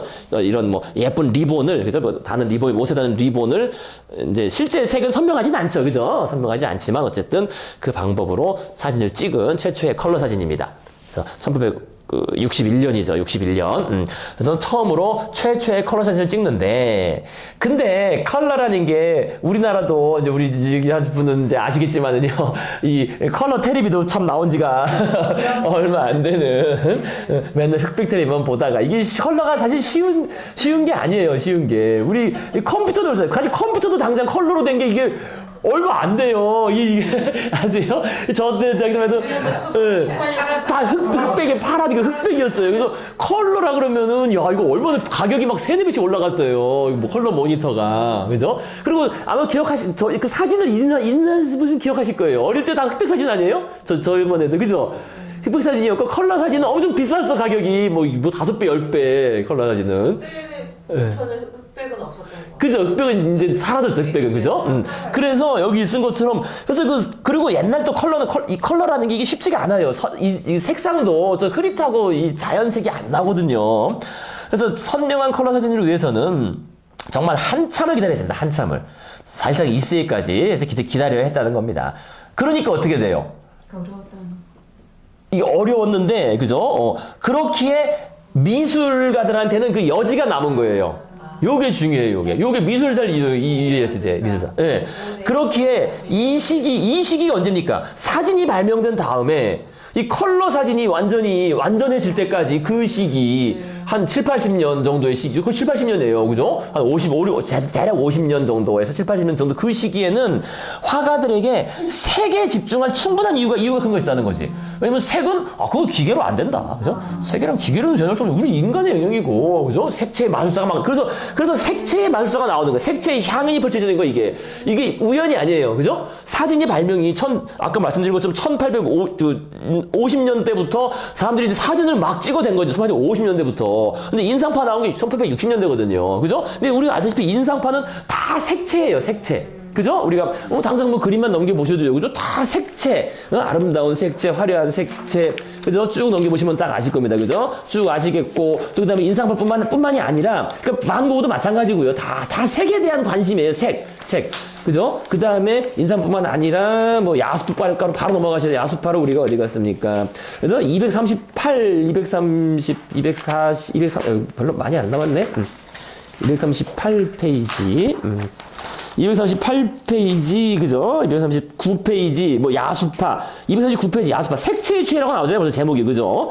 그러니까 이게 뭔가 야수적이고, 어쨌든 그게 색채라는 거예요, 색채. 우리 인간은 색채를 자유롭게 다룰 수 있다. 기계로는 안 되는 거다. 그 다음에 기계가 재현하는 색채를 넘어서서 자유롭게 색채를 구현하는. 그래서 240페이지, 250페이지 쭉, 그죠? 241페이지 이런 식으로 색채. 그 다음에, 244페이지.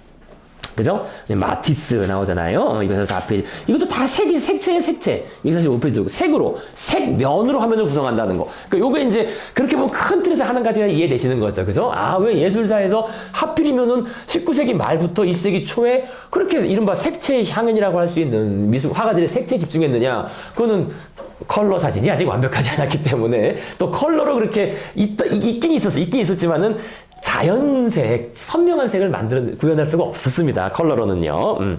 자, 그래서 여기만 하고 오늘 마무리하시겠습니다.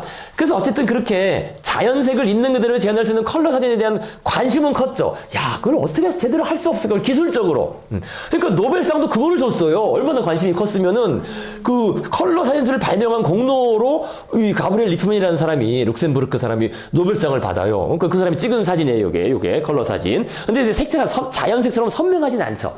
하지만 어쨌든 꽤 향상됐죠. 그래서 이게 그 정도로 사회적 관심도 컸다는 거예요. 노벨상을 줄 정도로 컬러 사진술 자체가 제대로 된 컬러 사진줄. 하지만 역시 색깔은 어렵기 때문에 제대로 된 컬러 사진은 한참 기다려야 됐다는 겁니다. 그래서 요거는 20세기 초에 다양한 시도들이 있고 뭐 찍긴 찍었어요. 찍긴 찍고 영화도 컬러 영화가 나오고 어쩌고 했지만 그래도 아직은 선명한 자연색에 다가가진 못했죠. 그래서 결국 이제 컬러 TV나 이런 게 나온 것은 이제 1940, 50년대고 사진으로서는 20세기 오랜 기간 동안 흑백 사진이 기본이었고, 그죠? 사진하면 흑백이었고, 1970년대에 대해서 이제 비로소 컬러 사진이 흑백 사진을 대체한다. 그러니까 이제 기본 모드가 사진 찍었다 그러면 이제 무조건 컬러인 거지. 오늘날에는 우리 뭐 사진 찍으면 다 기본이 컬러잖아요. 근데 그게 그렇게 된 지 얼마 안 됐다는 거예요. 그죠? 그래서 80년대 우리나라로는 이제 한 80년대, 90년대 돼야 컬러 사진이 일반화되는 거고, 서구에서도 70년대 돼야 이제 흑백이 이제 물러나고 컬러 시대가 된다. 그러니까 사실 컬러 시대가 된 지 얼마 안 되는 거예요, 우리가. 어떻게 보면, 그죠? 40~50년도 안 된 거예요. 제대로 된 컬러 시대가 된 게. 근데 이제 오늘날에는 오늘날에는 어떻게 했어요? 오늘날에는 오히려 우리가 만들어낸 색채가 자연 색채보다 더 선명하죠. 그죠? 근데 그걸 한 거예요, 사실 이게. 여기 지금 우리, 그죠? 144, 245페이지, 244, 이게 이 화가들은 자연 색채보다 더 선명한 색채를 추구한 거예요. 사실 그렇지 않다 보면 그림이 그렇잖아요. 그죠? 한편으로는. 자, 그래서 이제 미술사적인 흐름. 그때 그게 왜 20세기 초, 그러니까 19세기 말 20세기 초에 미술 화가들이 색에 집중했느냐. 그 한 가지 이유를 이제 아시겠습니다. 이해되시겠죠? 그죠? 자, 그래서 오늘은 요 정도 하시겠고요. 다음에 사진 얘기 좀 더 하시고, 그 다음에 인상파, 바로 그 색에 집중했던 그 인상파 얘기로 들어가시겠습니다. 자, 수고 좀 많으셨습니다. 네.